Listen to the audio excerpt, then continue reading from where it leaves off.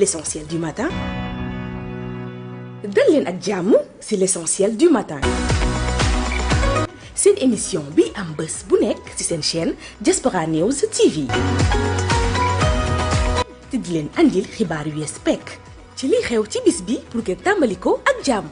soo bëggee xam lépp luy xew jàppal bi émission dina la jox information yu wér te wóor.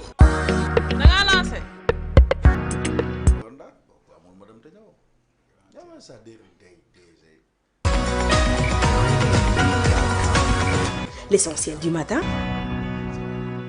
dal leen ak jàmm ci l'essentiel du matin seen émission bi am bés bu nekk ci seen chaîne Diaspora News TV te di leen andil xibaar yu yees pekk ci liy xew ci bis bi pour que tàmbali ko ak jàmm soo bëggee xam lépp luy xew jàppal bi émission dina la jox information yu wér te wóor. émission bi leen di gunge ngir ngeen tàmbali journée bu neex. L'essentiel du matin dal leen ak jàmm ci l'essentiel du matin seen émission bi am bés bu nekk ci seen chaîne Diaspora News TV. mbokk yi jërë ngeen jëf ñu ngi leen di jaajëfalaat bu baax a baax bienvenue dans votre émission matinale l'essentiel du matin ñuy jégaluwaat nag parce que gis ngeen ne temps yi émission bi moom ay 10h et quelques lay commencé ce sont juste les aléas de la circulation comme ni ma ko waxee démb cette fois-ci nag la faute moom elle m'incombe entièrement ndax péage bi di ñëw ba ci yoon bi rek oto bi daal di am crevaison donc du coup le chauffeur était obligé vraiment wàcc changer waat pneu ak yooyu noonu ça prend du temps xam nga boo dëkkee fu sori rek maa xalaa sama maam bi ñëpp di tànn Ndakaaru moom mu dem ba Kër Njaayloo ca nand fay ga Pape Latir daa dafay wut pàkkam mais fi mu toll nii macha allah on a le TER on a l'autoroute à péage on a même ay pour ne pas faire la publicité ay Auchan ay Brioche Dorée ñun suñu dëkk léegi dafa neex léegi Bessel alors mbokk yi ça c'était juste une petite parenthèse ma leen di jaajëfalaat bu baax a baax ci talaata ji moo fukki fan ak juróom ci weeru juillet ci atub 2025 mbégte la ñuy am saa su nekk rek janoog yéen ngir faram fàcceel leen li gën a fës ci xibaar yi ci bis bi waaye tamit waxtaan ak yéen ci tolluwaayu réew mi may jaajëfal bu baax a baax suñu équipe technique bi Konté moo nekk ci régie bi maa ngi lay jaajëfal bu baax a baax ci liggéey bu am solo bi nga xamante ni yaa ngi koy amal bis bu yàlla sàkk alors sans plus tarder damay introduire suñu invité yi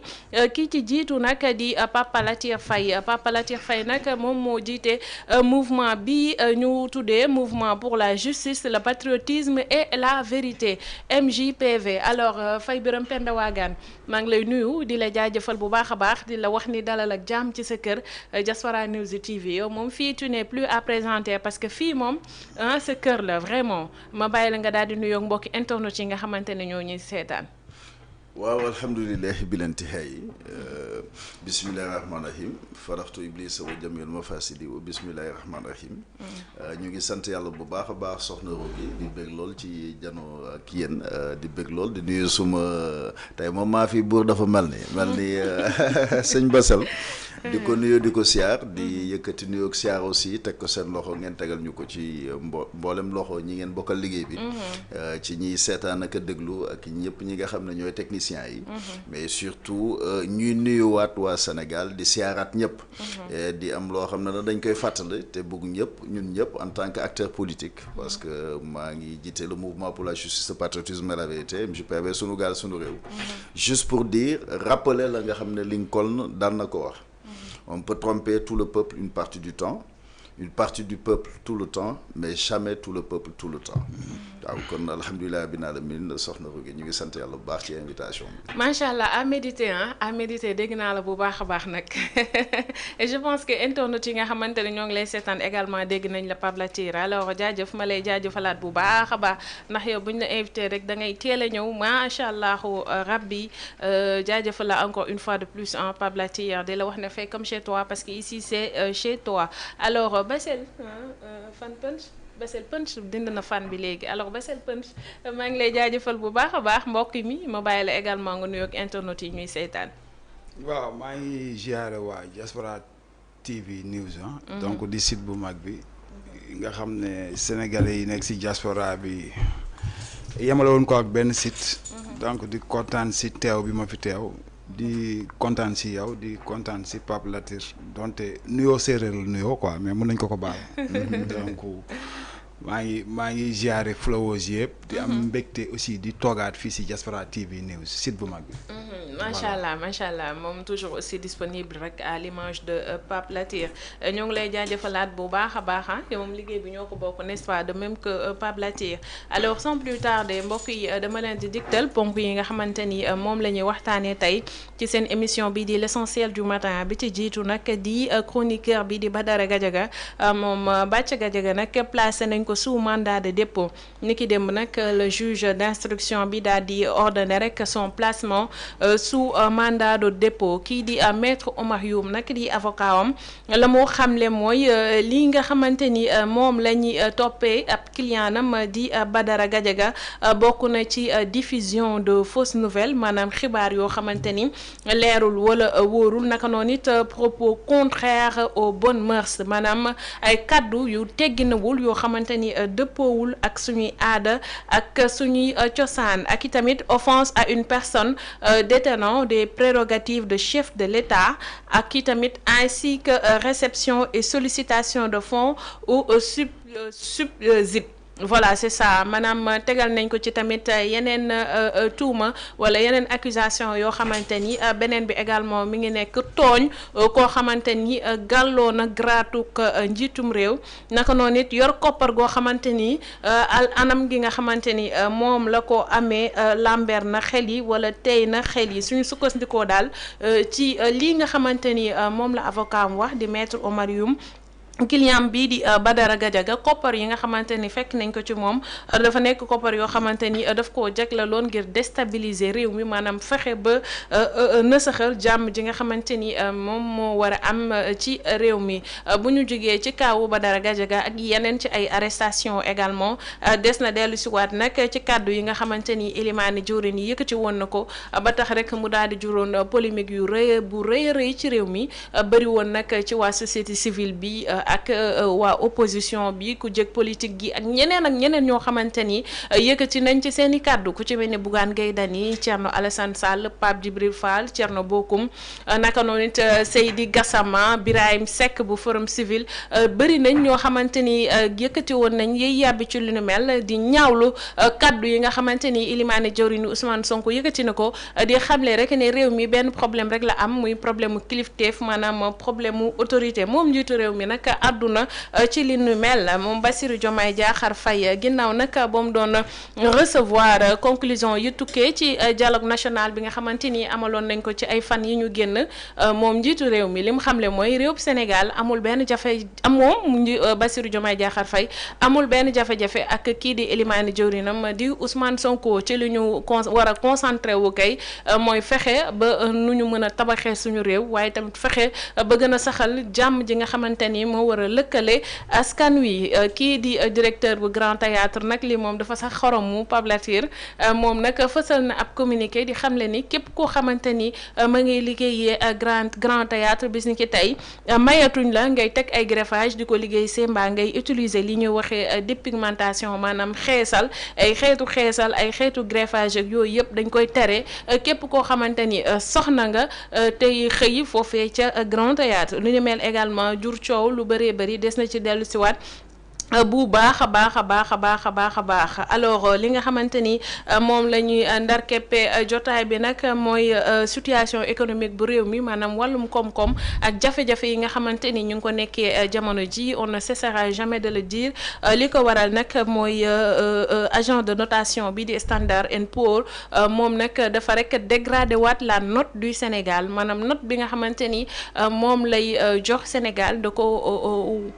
wàññiwaat bu baax a baax lu ni mel nag di fësal rek encore une fois de plus jafe-jafe yi nga xamante ni moom la ñuy jànkonteel ci réew mi ci fàttali rek ni Standard & Poor's jamono yee passé sax moom ak Moody's dégradé woon nañ note du Sénégal lii nag nekkat ñaareelu yoon boo xamante ni kuréel googee dafa dégradé waat encore une fois note du Sénégal lii mbokk yi moo nekk ponk yi nga xamante ni moom lañ nam waxtaanee ci seen émission bii di l'essentiel du matin bu ngeen taaxirloo nes tuut ñu daal di dem régie jël bàkk bi buñ dellusiwaatee nag daal di koy faram-fàccee. te di leen andil xibaar yu yees pekk ci liy xew ci bis bi pour ngeen tàmbali ko ak jàmm soo bëggee xam lépp luy xew jàppal bi émission dina la jox information yu wér te wóor. L'essentiel du matin. jaajëf la régie jaajëf Konté alors mbokk yi comme ni ma leen ko waxee woon rek ponk bi nga xamante ni moom la ñuy njëkk jukki mooy kàddu yi nga xamante ni moom la ilimaani jawri ni Ousmane Sonko wax jëmale ci réew mi jëmale ci ñenn ci magistrat yi ci journalistes yi ci kër taskatu xibaar yi naka noonu nit société civile ndax ni ngeen ko xamee ba léegi propos yooyu mi ngi continuer rek di défrayer la chronique alors Pape Latir yow acteur politique nga mais également yaa ngi nekk ko xamante ni observateur nga di gis espace politique bi ni muy demee ban appréciation nga am ci kàddu yooyu nga xamante ni Elimane Diourine bi yëkkati na ko jagleel ko ñii ma tudd léegi mais également jagleel ko njiitu réew mi xamle ne réew mi benn jafe-jafe rek la am muy jafe-jafe kilifteef maanaam un problème d'autorité et que kii di Bassirou Diomaye Diakhar Faye bu mënul gouverner na ko bàyyi moom Ousmane Sonko mu daal di gouverner. waaw alhamdulilahi bilantihay ñuy sant yàlla sunu borom bu wér di feddalewaat mbégte bi nu am ci janoog yéen janoog aussi mboolem ñi leen di seetaan ak a déglu di fàttali rek ne réew mi ñun ñëpp ñoo ko bokk comme li may faral di wax en fait nanu xam ne du lu ñu donn suñu maam lu ñu àbb suñu doom la buñ ko mujjee mu réer kon képp koo xam ne yaa ngi engagé wu moo xam nga yëkkati discours moo xam lu mu mën a doon na nga bàyyi xel na ñun ñëpp dañoo bokk lu ñu mënta séddoo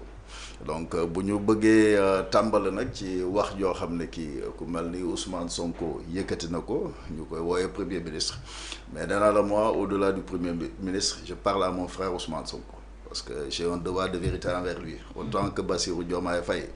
et légitimement dama jël suma temps dem le 26 et 27 février 2024 à Diamniadio toog devant tout le monde ne la ma tax a jóg ñaari mbir la ma tooñ tukulóor yi joolaay ñu bàyyi Bassirou Diomaye Faye ñoo bokk waagaan Kumba Sandiane ñu bàyyi Ousmane Sonko ñu bokk ak genn ak jàmboñ d'autant plus que ki ko woote mooy Macky Sall tukulóor di doomi pël ak séeréer je reste tout simplement sur cette logique parce que tout simplement être fidèle au foyer des ancêtres ce n'est pas en garder les cendres mais en maintenir la flamme allumée comme disait Chavez doon sa bàyyi ku gën donc ñun dafa am lu ñu doon ci réew mi ñu tàggat ñu ci tarbiyu ñu ci bu doon yar gu nu war a am loolu nag ku ko wax da nga interpeller Ousmane Sonko par rapport ak kaddu yi mu yëkkati et d'abord la ma njëkk a jaaxal mooy boo toogee ñu ne la premier ministre nga toog di waxee sa sago ana say conseiller en communication ana say conseiller ndax man du ma nekk sa conseiller nga jóg ne damay waxi te xaw ma li ngay wax on en discute d'abord ma jox la quand même les éléments de langage du ba dépasser sax loolu même du point de vue corporel ñu ne la lii ak lii ak lii ak lii nga tàmbalee ca la nga war a wax yem ca la nga war a wax ndax souvent loolu mooy jumloo ñu bëri mooy dem ba divaguer di dugg ci wax yoo xam ne waru ci dugg et c'est le moment ñu lance un appel comme j'ai dit tout à l'heure au-delà du premier ministre mais surtout le frère Ousmane Sonko ne ko na fexe mu présenter ses excuses à la magistrature présenté ko Sénégalais yëpp ndax dafa yëkkati wax joo xam ne tey bu fekkoon ne réew mu normal la ñu nekk au sens propre du terme fu nu woowee Massamba ak Mademba Ousmane Sonko moo fa war a jiitu benn tuuma gu mu yëkkati teg ko ci ñenn et non seulement léegi dafay mel ni dafa dindi sax présomption d'innocence teg lu ñu wooyee présomption de culpabilité ndax boo ne am na ñu jox nangam ak i nangam loola la war mooy yoon woo la nga wax ñan la ci ne serait-ce que nga setal corps boobu donc la ko war d'abord mooy mu jéggalu la magistrature au sens propre du terme parce que humilité dafa am solo ci li nga xam ne au moins moom la ñuy def en tant qu'acteur ñaar nga jéggalu Sénégalais ndax li fi xew bari na toog dégg nañ ba dégg ko mu toog sax mu ne yàlla xam ne tax defu ko président bu doon mën wax jooju dana ma doy ndax li tax yàlla mi la ko defula ko démb defula ko tey moo la ko mën a def ci coobaram ndax ina ma am ruuxu wisaare de chainen yaqud la kun fayakun bul ma rek kenn séeréer day wax ba ugaa ngaa tig tig taxul boo gisee moom autant que Diomaye seen dox gaaw ba ñu mën a yegg si au pouvoir séeréer day ugaa ngaa tig tig taxul dafa am lu ko waral c'est ce qu'on appelle la causalité donc c'est pas le moment ngay mere kenn dangaa war a sant yàlla ala kulli haal te xam ne fa nga war a jaar Ousmane quand il dit bu ma nekkoon fa mu war a nekk déedéet loolu bokkaale yàlla la na tuubal yàlla loolu d'abord tuubal yàlla lépp ci lu mu yëg ak lu mu yëgul jéggalu Sénégalais jéggalu la magistrature lu tax mën a jéggalu Sénégalais yi ndax Ousmane dafa wax ju grave et je pense que tey képp koo xam ne taxaw nga nga ne da nga yëkkati kaddu bu ñagas di ko jëme ci ñu wooye la société civile. ci bu doon ci wàllu tubaab la ñuy làkk dama naan la c'est lui qui insulte en fait la société civile insulte tout simplement devant le bureauard. Pourquoi je le dis? Sénégal boo jëlee 95% ou plus. société civile lañ bokk wala 98%. ñu ngi tout simplement société civile. Pourquoi? Parce que en sociologie la société civile désigne l'ensemble des acteurs,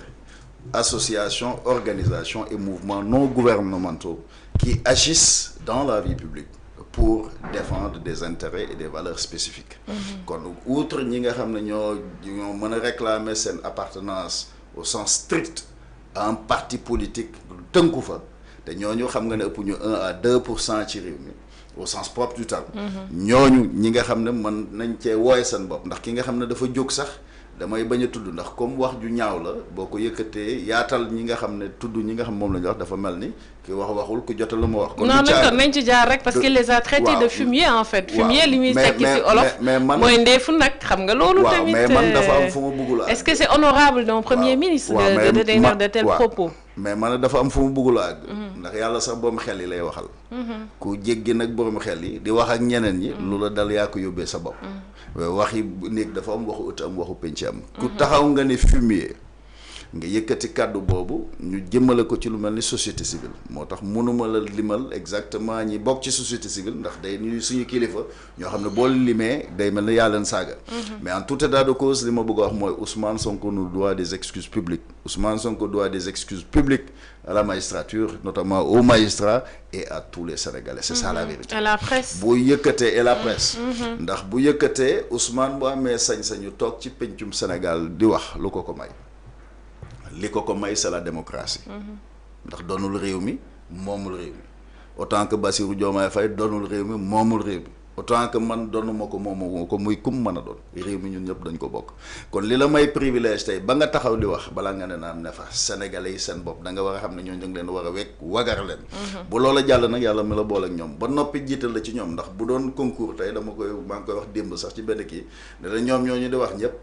boo leen boole woon tey dugal leen ci salle dafa leen examen ci président Idrissa Seck moo leen di raw en toute franchise. macha allah moom mais c'est ça la vérité. dëgg yàlla ko moom ku leen xaq wala wu kanam. dëgg la bu dee wax joo xam boo ko waxee ñu naw la. Idi moom a ca doy. bu dee yeneen ak xam-xam bu waxee même bu ma àndul ak moom damay d'accord ne lii d'accord ma ak moom mais quand même wax bi ainsi de suite. wax nag balaa am njëriñ nga waxee ko fan ko war a wax. dëgg la mais toog ne bu ma ne woon fa ma waroon a nekk déjà loolu maanaam bokkaale bi yàlla la tooñ bu rëy la na ko jéggalul boppam mais ñaar amoo sañ-sañu nga yaakaar ne magistrat jàpp ne comme la waa jooju doon wax di woowe boppam avocat ne la way révolution fii révolution musul am Sénégal ce qui s'est passé c'est une révolte parce que moi je suis panafricaniste tey bu ñu wax révolution c'est pas ça se fait pas dans le sang. Révolution d'abord c'est l'éveil des consciences parce que li ñuy xeex bu dee xeex la tudd parce que xeex boo ko waxee da ngay développer résistance de l'autre côté mais bu doon noonu la tudd tey la mu laaj mooy d'abord qu'on comprenne une chose en tant que panafricaniste mooy ça doit être comme à la guerre quand un lieutenant tombe il doit être automatiquement remplacé par un autre lieutenant puisqu'il doit être automatiquement remplacé par un autre lieutenant cela veut dire tout simplement en termes d'information nit ñi war na ñoo mën a former nit ñi ba am des citoyens modèles mais tout simplement ay nit ñu am conviction boo xam ne li leen tax a jóg tout simplement mooy lu jëmale réew mi kanam tey bu Ousmane taxawee ci xaxar boobu ñu ne mu ngay xaxar Bassirou Diomaye d'abord la Cour suprême ci décision bu ñu génnee Ousmane dafa jóg dem première instance contre Mame Mbaye Niang gannaaw bi mu taxawee ne yor na rapport IGE bu ma kenn wax leneen IGE la wax yëkkati téléphone am ne la bu la neexee ma lire leen paragraphe ce qui s'est pas passé entre temps moo ñu ko expliquer mais le moment venu tegaluñu preuve yu convaincre kenn muy première instance nga ñàkk nga jógee première instance nga dem cour d'appel nga ñàkk nga jógee foofu pourvoi en cassation dem cour suprême nga ñàkk fa la mbir mi yem en réalité mais par contre dañ la may exceptionnellement possibilité ñu xool ndax am na vice de forme vice de procédure par rapport ak li ñuy def pour mën ko looloo tax ba ñu jéemee dugal rabat d'arrêt ba dugal ko ça a été tout simplement irrecevable ça veut dire béy wee na mbuus jeex na ce qui veut dire tout simplement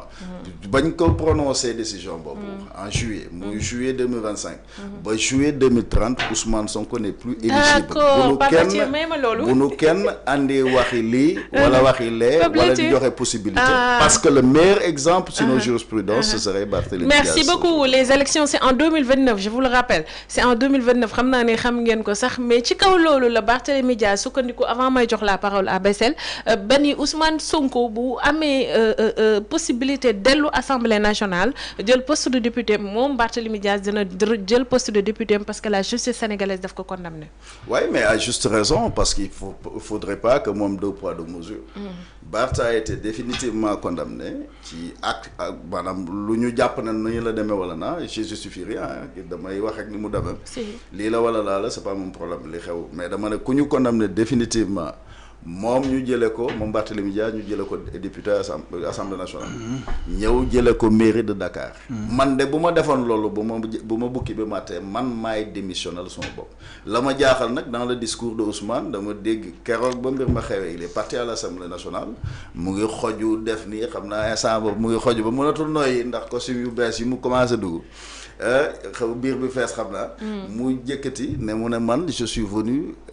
tey teg ci table bi pour tubaab bi xaw ki dama ñëw andi suma lettre de démission fii ci assemblée nationale démission la wax par la suite après vérification plus ou moins ku génn ci seen groupe parlementaire ñu wëlbatiku ñu ne Ousmane dafa suspendre ko moi je me demande où se trouve la bonne foi dans cela parce que bu nuy wax aussi nanuy bàyyi xel ci li nuy wax donc boo ne da ngaa démissionné ñu xëy ñu ne alors da nga suspendre en tout état de cause même bu doon da nga suspendre la war tey ñu ci interpeller le ministre de la justice mooy mu jël xalimaam bind assemblée nationale ñu dindi Ousmane Sonko bu fekkoon ne daa suspendre démissionné wul ñu dindi ko tout simplement assemblée nationale parce qu'il n'est plus éligible jusqu'en 2030 par contre loolu Ousmane da cee war a sant yàlla ndax xëy na tey boo ne Ousmane Sonko ñu ne xëy na waxal nañ ko fi lépp wala wax nañ ko fi lépp wala moom ci boppam wax na fi lépp waaye am na lu la yàlla bëggal loo xam ne yow mi doon jaaxle ba naan yàllaa xam li tax faluma bu ñu weetoon ma wax la li tax man ma doon sa buur ndax danaa la wax li secret bi ne ci nguur la ngay def d'abord wax naa la ko tuubal yàlla ba noppi jéggalu Sénégalais yi dans ce cadre là mais surtout nga xam ne que yow buñ la xasoon ci lu ne wala wax la lu ne bu ñu demoon nga ànd na nga war a ànde parce que tey qu'il le veuille ou non Ousmane Sonko est moralement condamné mu non seulement ànd ak Bassirou Diomaye Faye liggéey dans ce mandat là pour ñoom ñu mën a am résultat en tout cas te jusqu'ici amuñu dara lu positif lu tax nit war a mën a xalaat a renouveler confiance mais surtout mu fexe loola mën a am te loolu day tàmbalee par libérer d'abord ji jàpp ci kaso yi les otages politiques tout à fait ça n'a pas de sens man quand je vois Barthélémy Dias commence encore Ousmane Sonko autant que tey ki nga xam mooy Barthélémy Dias ak tous les acteurs politiques tey ñun ñëpp ñu maanaam waroon na def benn say ngir am loo xam ne dinañ ko dindi parce que nous sommes relativement de la même génération am loo xam ne dinañ ko dindi ci espace politique bi parce que je pense tey lii fi nekk d'abord c'est toujours le code de l'indigénat mais ñaar tey boo jëlee ñu ne le parquet dépend du ministère de la justice qui dépend de la présidence de la République il faut couper ce cordon ombilical parce que ce n'est pas normal tey le procureur pour qui nous avons beaucoup de respect parce que liggéeyam lay def c'est le chef de la chambre d'accusation mais par contre ñun ci réforme de la justice lañu war a fexe ba tout simplement le parquet ñu dagg cordon ombilical boobu mu am digganteem ak ministre de la justice mais surtout bële ñu dagg booba digganteem justement avec la présidence de la République mais pour daaneel ci loolu la Ousmane Sonko a l'obligation morale mu gunge Bassirou Diomaye la leen boole du premier ministre non bu fekkee premier ministre nga presque 1 an et demi defoo fi dara lu tax ñu mën a wax la war mooy ngi yow par humilité nga xam ne lañ la jox du sa relation déedéet yaag Diomaye bien dit que ba muy wax ne aw maag moom problème heureusement bu fekkee ne Ousmane Sonko la wax mais le président et le premier ministre foofu le premier parce que ku ci ne da nga am fonction yi la jox ne la loolu ngay assumer dans le cadre nag du profil de la fonction bu fekkee ne résultat escompté yooyu amul la war mooy ñu démettre la mais d'abord ça commence par quoi nga nangu les décisions de justice nangu baalu Sénégalais yi Diomaye aussi xam ne moom la Sénégal fal te yàlla moo ko fal bindee falu ko loolu mooy li nga xam ne mooy liberté yàlla ko fal jaarale ko ci merci Pape Latir dinaa ñëwaat ci yow en tout cas moom tel na xëpp suuf le président de la République parce que à 1 an et demi de mandat nga jàpp ne rek ni laxisme bi am ci dëkk bi la faute est imputable au président de la République parce que moom moo amul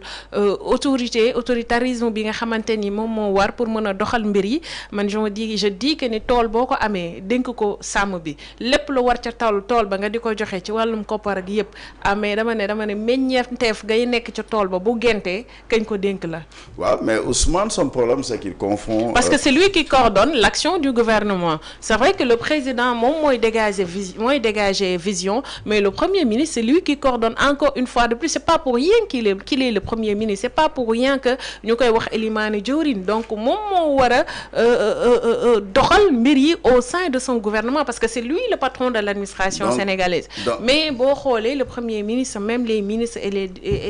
les PCA sax bàyyiwu leen donc je pense que ni président wala moo ci desoon rapidement en 1 minute. waaw li ma bëgg a wax foofu mooy d'abord crise autorité. certes Ousmane bu ko waxee comme lu wax léegi wax na dëgg il a parfaitement raison am nañu crise autorité ci dëkk bi. mais autorité nag c'est pas être autoritaire d'abord kilifa gu mat kilifa bu buggee mat kilifa moom Ousmane Sonko la ñuy njëkk a joxoon baaram mënu fee yilif kenn te nangul Bassirou Diomaye yilif ko ndax di nga jur sa doom sax yàlla mooy def loolu kilifa ak njiit bokkut. dëgg la donc tey ku xeeb sa kilifa foo dem ñu xeeb la. très bien boo jàppee ne tey crise autorité am na. en réalité tey bu amee ba ñu mën koo wax ndax nee na man ceddo laa bu mu ñëwee dama ci naan dut baaraam. bu amee ba mu mën koo wax tey bu fekkoon ne man danaa mere dit wala dinañ ne généralement sénégalais yi. am na lu ñu mere Bassirou Diomaye la ca ëpp te ma gëm ne bokk na ca mooy d'abord li mu may Ousmane Sonko mu di ko doxee ki waxee nga xam ne bu doon man du ma ko may Ousmane Sonko bu doon man du ma ko may Bassirou Diomaye bu doon man du ma la ko may du ma ko may Macky Sall du ma ko may Bassel mi du ma ko may ku yàlla. dëgg la très bien ndax am na loo xam ne bokk moomel la. Ousmane nag bu nangu kilifteefam. ci Diomaye. mu nangu xam ne au moins Diomaye am na ascendant ci moom ci noppil nga noppe parce que mënoo nekk son premier ministre tey boo defoon déclaration hasardeuse. automatiquement dama la fay dindi mais bu fekkee dama la naan dama defi déclaration de patrimoine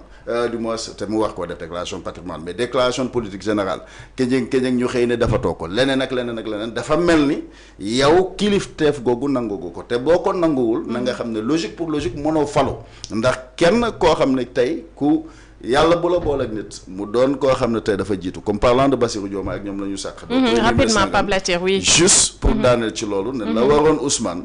mooy non seulement mu nangu kilifteef boobu pour mën a yilif ñëpp. parlant des ministres yooyu ngay wax l'appel à candidature et l'enquête de moralité. mais ñaar tout simplement mu xam c'est sa responsabilité morale tout simplement mu sol dallu weñ de ca dox ngir fexe. lu jox Bassirou Diomaye très bien fexe ko wutal peut-être un autre mandat bu dee Sénégal. très bien dinaa ñëwaat ci yow alors Bessel déglu nga njiitu réew mi li mu wax bëri na maa ngi naan njiitu réew mi sax le premier ministre ma xalaa réew mi moom tout le monde se perd hein le premier ministre Ousmane Sonko dégg nga li nga xamante ni loolu la wax liñ ci mën a jukki bëri na attaqué na presse bi ñenn ñi ci magistrat yi ñenn ñi ci waa société civile le président de la République himself ak yenn cadre yu nekk ci Pastef mu jàpp ne ñoo créé clanisme ci parti bi daanaka bàyyiwul kenn ban jàngat nga am ci discours bi nga xamante ni moom la tenir de façon générale Bessel. waaw mais xam nga le cas de Ousmane Sonko dafa am son propre style quoi. donc son propre style depuis mu nekk ci opposition bi même style boobu la bëgg a ñëwee ci gouvernement bi donc dafay am différence que ngay opposé wu ak ngay gouverner. c'est-à-dire booy gouverner si ngay gën a war a mature quoi gën a wane kilifteef parce que dafa am ay wax yu nga xamante ne moi je pense que wax yooyu même yenn opposants yi sax bàyyi nañ ko donc yow da ngay ñëw ci dëkk bu nga xamante ne da nga ñëw teg sa programme maanaam da nga wax bañ jox la. le fait que ñi te Ousmane Sonko moom mooy le premier ministre ci histoire du Sénégal bu am pouvoir bu benn premier ministre musul am pouvoir bu mu am. premier ministre musu ko am. nit ñi sax dañuy jaaw des fois sax turam sax dañ ciy dugal président Ousmane Sonko astafurlah damaa juum parce que premier ministre bu puissant la donc ñu jox la pouvoir yëpp bon li Sénégalais di xaar ci yow mooy résultat. Sénégalais yi c'est-à-dire mënoo wax ba ñu jox la nga continuer di wax c'est-à-dire da nga wax ba ñu jox la da ngay liggéey. wan ñu quoi. c'est-à-dire ci phase boobu nga tolloo ci phase wax mais loolu yëpp daf lay wan ne am na kii y a quelque chose quoi yu nga xamante ne moom moo am ci suñu gouvernement bi fi nekk nii c'est-à-dire am na lu desee leer c'est-à-dire Ousmane damay ragal bu deful ndànk moom mooy nekk le grand perdant parce que Ousmane moo nduggi moo dem marché moo andi ceeb moo andi duulin mais daf ko jël dafa mel ne daf ko jël saraxe ko. ah bon waaw daa mel ne moom liggéey bu mu liggéey yëpp daf ko jël joxe ko te amul garantie. D'accord. ça dafa nekk di xaar retour. parce que attention Ousmane Sonko moo fal député ah Ousmane Sonko moo fal président bi. si carte quoi. donc moo ko joxoñ moom moo fal maire yi fi nekk c'est-à-dire loolu lu am la. léegi yow Ousmane Sonko dafa am lu mu joxee di xaar ñu delloo ko joxaguñ ko wala y a quelque chose parce que Ousmane Sonko débat bi yëpp moom mooy que Ousmane Sonko le fait que mu dugal rabat d'arrêt pour que ñu lijjanti dossier moom ak Mame Mbaye Niang parce que dossier ak Mame Mbaye Niang moom mooy nekk lu nga xam ne moo ko teree bokk ci élection présidentielle. donc muy lijjanti loolu pour man Ousmane bu demee bay lijjanti loolu c'est parce que dafa nekk candidat 2029. léegi Ousmane dafay nekk candidat 2029 est-ce que Diomaye dafay pousse pour bàyyi Ousmane 5 candidat 2029 est-ce que Ousmane Sonko teg na ci taxaw na ci base yu claire pour que Diomaye war na pare bàyyi ko mu def 2029. est-ce que malentendu amu ci la façon bu muy waxee parce que Ousmane dina wax mais des fois tamit day junju. Ousmane des fois day lire lu muy wax des fois day junju parce que moom candidat la 2029 est-ce que. lan la waxante moom ak Bassirou Diomaye Faye bay naan El Malick mooy suñu seede ndax li ñuy waxante woon dafa sentir na ñu ngi koy wor. teeru Baye Sogui wala déet léegi nag moom. le protocole de Rebeuss wala teeru Baye Sogui parce que Ousmane dafa dem ba ne. du ma démissionner. donc foofu mu nekk benn stratégie politique bu ma fay gis. tey s'il y a problème entre tey exemple tey Bassirou Diomaye ak Sonko bu fekkente ne doxatul tey. Ousmane génn moo gën a arrangé Diomaye dàq ko politiquement parce que Diomaye bu ñu tolloon ci benn affaire Diomaye bu dàqee Ousmane Sonko mun na victimiser wu Sénégalais yi gis ne Diomaye war na Sonko. est-ce que tu comprends jeu bi Sénégal di demee. bu fekkante ne nag Ousmane Sonko moom moo démissionné su boobaa Sénégalais yi mun nañ ne kii moom moo am problème c'est lui le problème moom mooy nekk problème mu Sénégal. loolu ci mënti dégg clash bi nga xamante ne ñoom ñu nga fa di ko nëbb seen influenceurs yi façon information bu ne ñu ngi koy génnee affaire de jabar la si jabar ji la jógee nangam daa bëggoon a créer ay fonds mais loolu ci mënti dégg daal ñoom la seen biir mais daal li am man li ma gëm ba gëm mooy bu fekkante ne Ousmane Sonko tey bu ñu ko wàccee woon tey bu ñu defoon remaniement tey ñu changé poste ministre bi yóbbu ko si beneen ministère bu bokkul ak ministre PM Ousmane Sonko mu ne dafay bàyyi pour dem Assemblée nationale mënatul dugg Assemblée nationale moo tax may la moom mooy le grand perdant. poste député bi da koy c'est-à-dire moom sécuriser wul Ousmane Sonko sécuriser wul li nga xamante ne moom la liggéey. c'est-à-dire dafa liggéey ba pare mais li mu liggéey bu deful ndànk mun na ko bañ a fayeeku. mais li ko xañoon élection législative yi passé yi présidentielle du moins yi passé ba mu ne Diomaye mooy Sonko mooy Diomaye bu oytul même bukki boobu moo ko nar a matt parce que moom laa lay expliquer sama ne Ousmane Sonko dafa liggéey dafa dem marché nduggi lépp mais sécuriser wul liggéeyam Ousmane Sonko am na ay experts ay analystes politiques je me rappelle très bien parce que man ñëpp laay déglu am na ku mës a wax ci télé mu ne Ousmane Sonko war woon bokk ci gouvernement bi waay nee na bi Diomaye faloo politiquement Ousmane Sonko war woon dugg ci gouvernement bi war ci woon nekk dara dafa waroon toog xaar parce que bu duggee ci gouvernement bi mënatu ci génn parce que bu ci génnee rek lu mënti am ci gouvernement bi moom daf koy concerner bu échecgee ci la bokk bu réussir ci la bokk sax xam nga fu may waxee am na ñuy wax loolu am na ñu ne dafa waroon dem placé wu nekk président assemblée nationale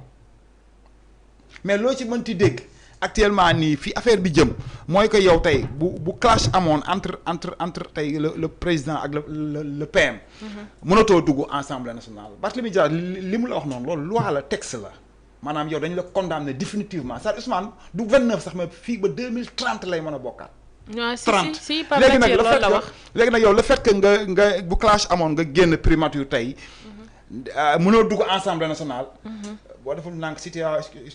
citoyen simple ngay nekk te boo nekkee citoyen simple di nga xam lan mooy Sénégal tey bëri na ay plainte yu nga xamante ne tey nit ñi ñu ngi la ko bëgg a jébbal mënuñu ko jébbal parce que da nga nekk premier ministre bu Sénégal bëri na ay nit ñu la bëgg a woo ci yoon mënuñu la woo ci yoon te da nga nekk ay kii moo tax na def très attention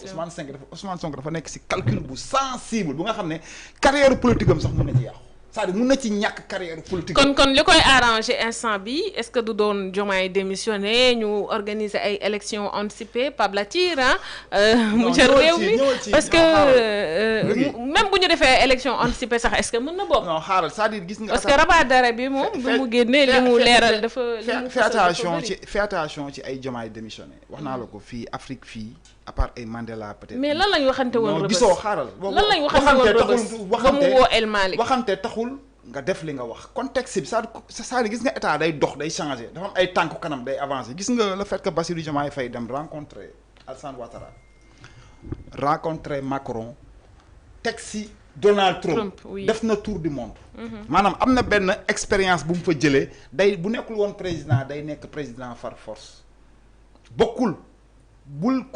jàpp Diomaye Faye bi nga xam ne candidat la woon ak Diomaye Faye bi nga xam ne téye na réew ba commencé am yenn postures yi commencé comprendre adduna bi commencé xam géopolitique mondiale bi ni muy demee du benn. maanaam Ousmane Sonko si gàttal moom bu clash amee mun na daanu politiquement mun nañ ko rajee xoolal si politique gu Sénégal dootul kii lu bari moo dafa Ousmane Sonko dafa nekk ci cas bu stratégique ba pare sensible. mu ñàkk ci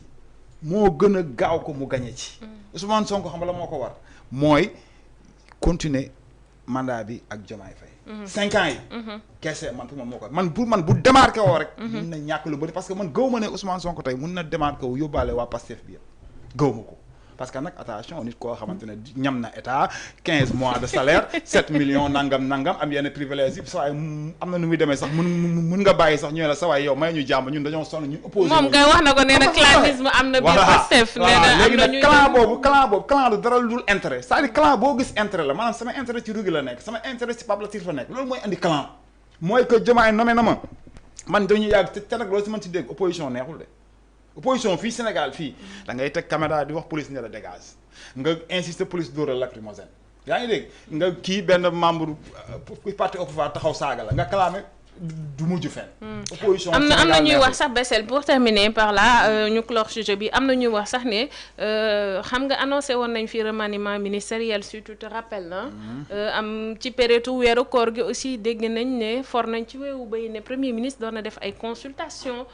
pour defaraat gouvernement bi il paraît que ci ministère de souveraineté yi ci la ñu ñàkk a déggoo lu ci mel ni ministère des affaires étrangères ministère de l'intérieur naka noonu it le ministère de souveraineté yi daal ñetti ministère la si la ñu ñàkk déggoo ba ñu bëri jàpp ne quelque part c'est la tête de Cheikh Diba qui est visée. non de toute façon xam nga Sénégal attention intérieur non defal ndànk gis nga Sénégal Pastef ni ñu ko construire bokkul ak ni ñu tege PDS wala ni ñu tege APR du benn Pastef groupe la groupe du Ousmane Sonko moomu ko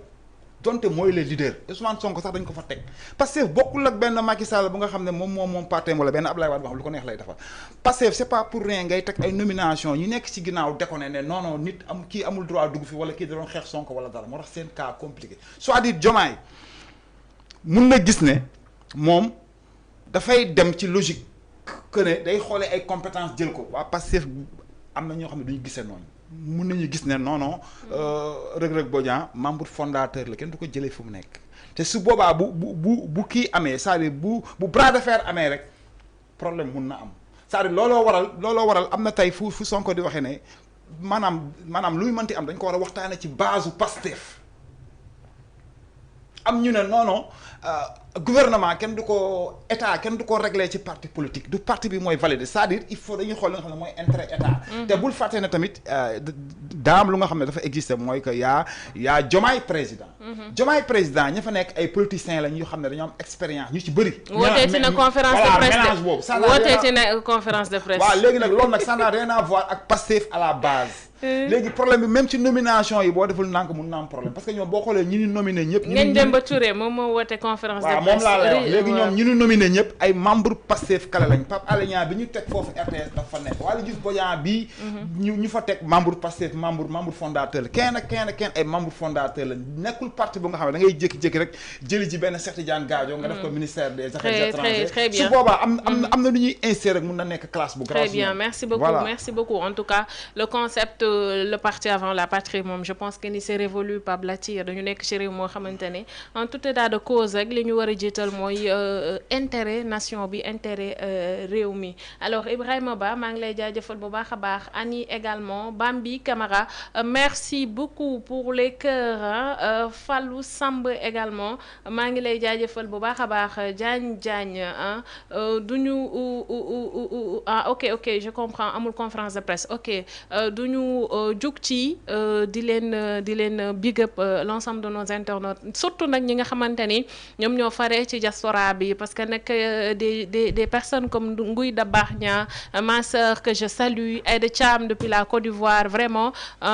Black Jaguar démb ba léegi mi ngi woon ci chat bi alors ay Tyler Durden 365 TV yéen ñëpp amuñu seen fay ñoo ngi leen di jaajëfal bu baax a baax mais di jaajëfal également fépp foo xamante ni sénégalais moom ñu fiy seetaan ci biir réew mi di ñaanal suñu frère Abdou Nguer fee nga xamante ni fa la nekk corobës suñu borom génne ko ci jafe-jafe yi ba mën a dellusiwaat ci njabootam noonu aussi la ñuy ñaanalee suñu papa Moustapha Diakhaté mais également di ñaanal ki nga xamante ni suñu naataango la di journaliste di Bachir Fofana également suñu borom génne ko ci jafe-jafe yooyu moom i tamit ba mën a delluwaat ci njabootam. alors Badara Gadiaga également ñoo ngi koy ñaanal bu baax a baax képp koo xamante ni jamono ji caabi féete na la ginnaaw rek ñoo ngi lay ñaanal suñu borom teggi la nattu yooyu ndax nattu nag jaam lay dal donc nag suñu dalee yàlla nañu suñu borom rek may xolu muñ alors Pape Latir suñu deuxième sujet bi justement Badara Gadiaga il s'agit de lui moom dañ ko placé ni ki démb sous mandat de dépôt ginnaaw biñ ko téyee ci diirub juróomi fan garde à vue moom Badara Gadiaga nag li nga xamante ni moom lañ koy toppee sànq maa ngi koy fàttali internautes yi bokk na ci diffusion de fausses nouvelles naka noonu it propos contraires aux bonnes mœurs naka noonu it offense à une personne détenant les prérogatives de chef de l'État naka noonu it réception et sollicitation de fonds ou subsides donc nag 4 chefs d'accusation su ma juumulee moom la ñu gàll ci ndodd kii nga xamante ni mooy Badara Gadiaga si gis-gis ci lu ñu mel Pape Latir. bon balaa ma dellu si ci Badara Gadiaga maa ngi déglu léegi bi ñuy wax ci composition gouvernement loolu day dellu sax ci Ousmane wax en fait crise ou autorité. man danaa nekk président de la République nga naan ma parti bi diw laay jël wala sa may jël non mais xalaatuloo ko sax. il faut qu'on soit sérieux par contre man miy jël danaa fexe parce que liggéey boo gis dafa mel ni primature c'est un profil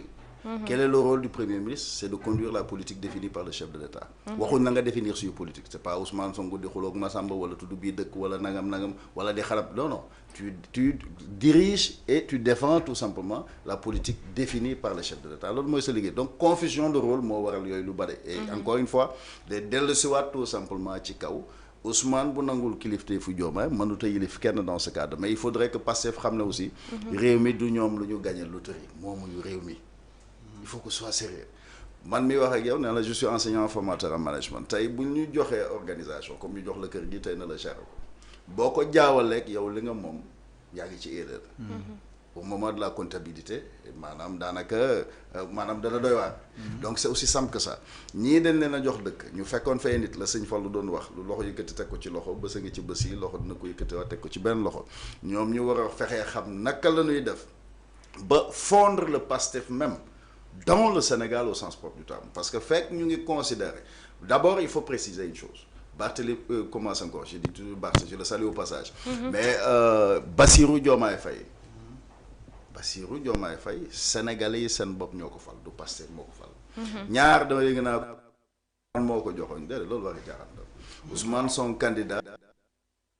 qui il a remis ses 12 députés on pense tout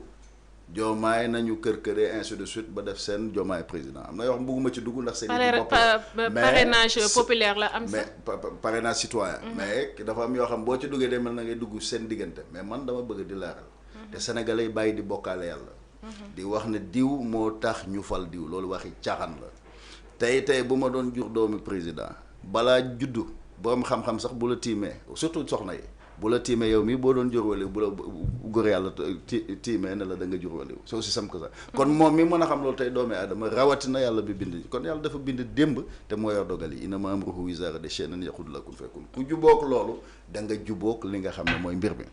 encore une fois Ousmane dañu koy woowaat ci autorité boobu muy wax crise mu fexe moom mu nangu xam d'abord que faluñu ko Ousmane Sonko kenn falu ko kenn mënula gérer dëkk ci humeuru ma Samba ak ma Demba dëkk dafa am lu ñu teg le président de la République sa fonction de c'est quoi c'est de défendre les institutions constitutionnelles défendre l'indépendance nationale défendre l'intégrité du territoire national et défendre l'unité africaine loolu mooy wàllam moom en tant que président muy Bassirou Diomaye tey il fait plus partie du PASTEF démissionnaire secrétariat bokkatu ca dégg naa Ousmane naan waaye dañoo war a ñëw sax ci parti bi c'est clair sénégalais nañu bañ loolu Bassirou Diomaye bokkatul PASTEF il doit tout simplement couper court et tout simplement jël ses distances incarner s'il veut être réellement un président de la République parce que mënoo nekk d'abord un parti état ça fonctionnera jamais au Sénégal parce que réew mi réewu ñaane bañ na la Ousmane Sonko moomuñu keneen moomuñu man mii moomum réew bi keneen moomu ko kenn mënu fee ñëw jàpp ne maanaam sa xëñër yi mën naa tax nga jiital sénégalais yi loolu amul ça c'est archi faux donc bu ñu ñëwee ci cadre Badara Gadiaga pour le citer man nee naa d'habitude au-delà de la personne certes j'étais tout simplement fële ci comment ça encore cybercriminalité keroog comme na ma demoon ci Abdou Nguer ainsi de suite mais man au-delà de la personne parce que les grands hommes discutent d'idéologie les hommes moyens discutent d'idées les petits hommes discutent au-delà de la personne de Badara Gadiaga ou Moustapha Diakhaté ainsi de suite moi je défends la démocratie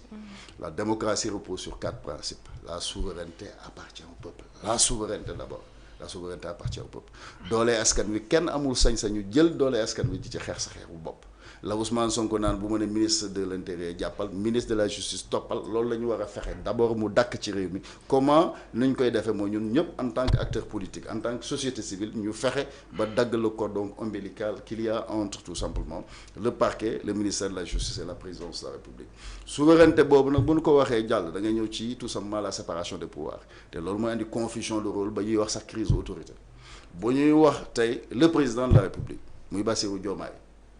nee na la au-delà du président de la République je parle au frère Bassirou Diomaye la ko war mooy mu remplir tout simplement la plénitude et assumer la plénitude de la fonction présidentielle je l'ai écouté dégg discours am démb bégg naa ci discours boobu mais pourvu que ce soit le véritable discours qu'il doit tenir qu'il tienne tout simplement à ce discours parce que sénégalais yi ku la gënal sénégalais xamal ne yaak moom ci perte ngeen jëm sénégalais yi ñoo la war a gënal kum mën a doon ndax bu doon guerre kenn ñaanu ko yàlla commence encore Bassirou Diomaye tey bu ma réquisitionné woon bu ma bañee dem bu fekkee je suis valide dañ may juger pour trahison encore une fois bu ñu la nee souveraineté du peuple ne séparation de pouvoir foofu la ñuy waat assemblée nationale son rôle du jël suñu xaalis pendant que nit ñaa ngi am ay problème nga naan da ngay jënd ay oto plus ou moins 50 millions sans c'est un manque de sérieux ñaar kenn mënu la jàpp Bachir Fofana ci kaw nee na way marché bii lañ joxe kañu waroon a dàq waroon ko jëlee tout simplement ci bopp assemblée nationale au quitte à ce que ñu convoqué ko mooy le président de l'assemblée nationale muy xaw ma nu mu tudd Malick Ndiaye xaw ma nu mu tudd parce que moom c'était à lui dans le cadre de la gestion parce que moi j'enseigne ça à l'université executive master business administration tey mënuloo ñëw ñu jox la sunu yëf nga wax koo doxal yow boo demoon ba jël te d'abord c'est dangereux nga ne je prends par devers moi et la responsabilité de faire ceci parce que mbir mi du sa yëf bu doon sa alal la kenn du ci werante suñu alal la ñaar boo demoon ba di ko def te waroo ko def la ca waroon mooy marché na mu demee muy appel d'offre bu ñëpp mën a gis xam ne lii la ku dem assemblée mën ko consulter ku dem même à travers la presse soleil mën a wane ne lii la ñu wane ne nii la ñu attribuer marché bi nii ak nii bu boobaa sénégalais yëpp yem ci nga xam ne du am suul bukki suli bukki c'est aussi simple que ça bu ku deful loolu nag ñu ñëw ñu ne ñuy def prospection bu doo ma ne li may wax yëpp kaamil la am na loo xam ne mën nga ko xalaat mën nañ la jox information surtout rawatina ci koo xam ne journaliste la nit jox la information fa la mais du liñ ma jox yëpp moo mën a demee noonu mais c'est la responsabilité d'abord ki war a génne information mooy président assemblée nationale muy waa assemblée toute obédience confondue ñoo war a xam clairement ni mbir mi demee parce que foofu pencum ndaw askan wi la. du pencum Pastef du pencum APR du pencum MJPB. du pencum kenn mais Pape Latir li ma la bëgg a laaj foofu noonu. léegi foofu laay ñëw dama ne bu ñu jógee ci loolu séparation parce que lu ci ne dafa am dayo boppam. boo jógee ci assemblée nationale nga dem la justice. la justice dëkk bu justice nërmeelu dëkk ba nërmeelu c'est le moment de rendre un hommage à la magistrature. parce que gis nañu décision boo xam ne jël nañ ko dans le cadre même de la Cour suprême te procédure noonu lay demee. ce qui aurait étonné kay mooy décision bi doon la daan kon fanu taxaw nanu fa taxaw la justice par contre nañu war a dindi ci justice c'est ce qu'on appelle tout simplement la détention provisoire ñu ko doon woowee détention préventive loolu la ñu war a dindi pour que la détention tout simplement provisoire soit l'exception et la liberté la règle. Très bien. Parce que comme ci mën a doon boo jógee ci loolu nga ñëw ci la liberté d'expression muy la nga xam ne wax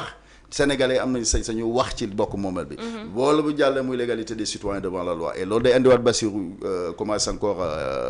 Badara Gadiaga débat am ak Amadou Ba bu amoon kenn ku ñu war a convoquer d'abord et prioritairement c'est Amadou Ba bu amoon kenn ku ñu war a def mandat de dépôt c'est Amadou Ba encore une fois je le dis parce que moom moo yëkkati moo jël une décision de justice taxaw ne da koy interpréter te di wax ne juriste la yooyu yaay di xas ñi jàngul ndeke moom xamul dara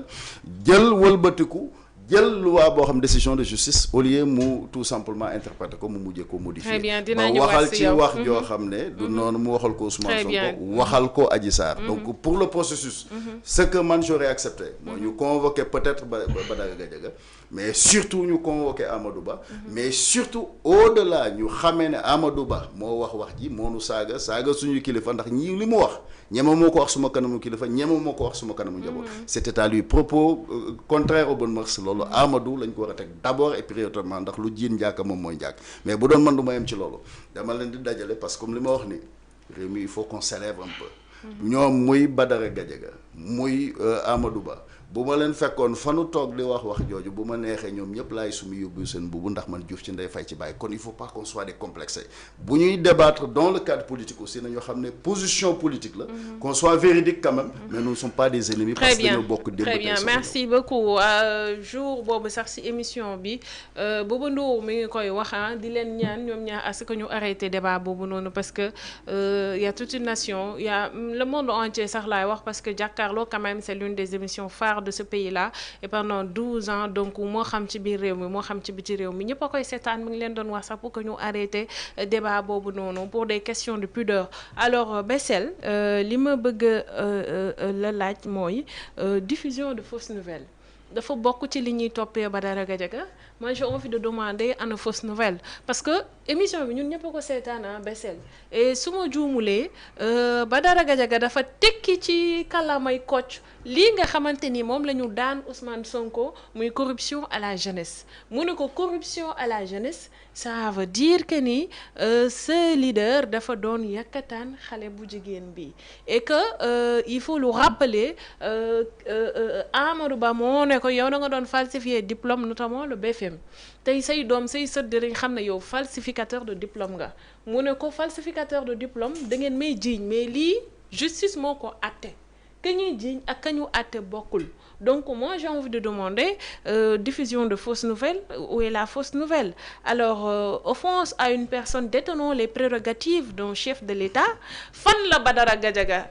offenser son excellence Bassirou Diomaye Diakhar Faye bu dee émission Jàkkaarloo bi ma seetaan nga seetaan Pape Latir seetaan ana fan la Badara Gadiaga offenser en l'occurrence le président de la République. Non, c'est que il faut lever d'abord une nuance. Et Sénégalais yëpp nañ ci maasa fii amul kenn ku mu mën a doon kuy exercer une parcelle des prérogatives du président de la République. ku dul Bassirou Diomaye Faye drapeau ba turam rek moo ca ne signature c'est aussi simple que ça bu nu kenn ñëw dañu andi ay loi yu amul moo xam ku ko ma la man waxuma réquisitoire mais sénégalais rek la en général da ngay dégg ku la yëkkati di wax naan la non diw daana fii faluñu fi kenn sénégalais yi moom seen réew di ko dénkante dénkuñu ko Ousmane Sonko dénkuñu ma ko Bassirou Diomaye lañ ko dénk te liñ ko dénk aussi moomu ko moom ci boppam dañ ko war a saytu ça n'existe pas non mais à une personne c'est ça une personne offense à une personne détenant les prérogatives de chef de l'État il faut dire outrage au chef de l'État, mais bon, les prérogatives. Personne qui... Les mots ont leur sens. Moi, j'ai bien envie de comprendre par la tire. Ça distingue cette personne-là. Non, mais super fort, il faut que le Diomaye ça fait erreur. Parce qu'un premier ministre, Diomaye n'a pas besoin d'un premier ministre super fort. Il a besoin d'un premier ministre hyper compétent. Il n'a pas besoin d'un DG fort, d'un ministre fort. Il a besoin de DG compétent au sens propre du terme. Pour cela, la fonction de ministre, directeur général, président du conseil d'administration doit être le couronnement d'une carrière intellectuelle, professionnelle et ou académique bien remplie. Mënoo jël nit ñoo xam ba jàng jotee dana fa sànni kii yey def lu leen neex di doxee nu leen neex di ko waxee ñu dem ba nga xam ne tey fal jot na nga waroon def appel à candidature ca na nga ko digg woon defu leen ko waroon def enquête de moralité ndax am na ñoom kenn warul leen a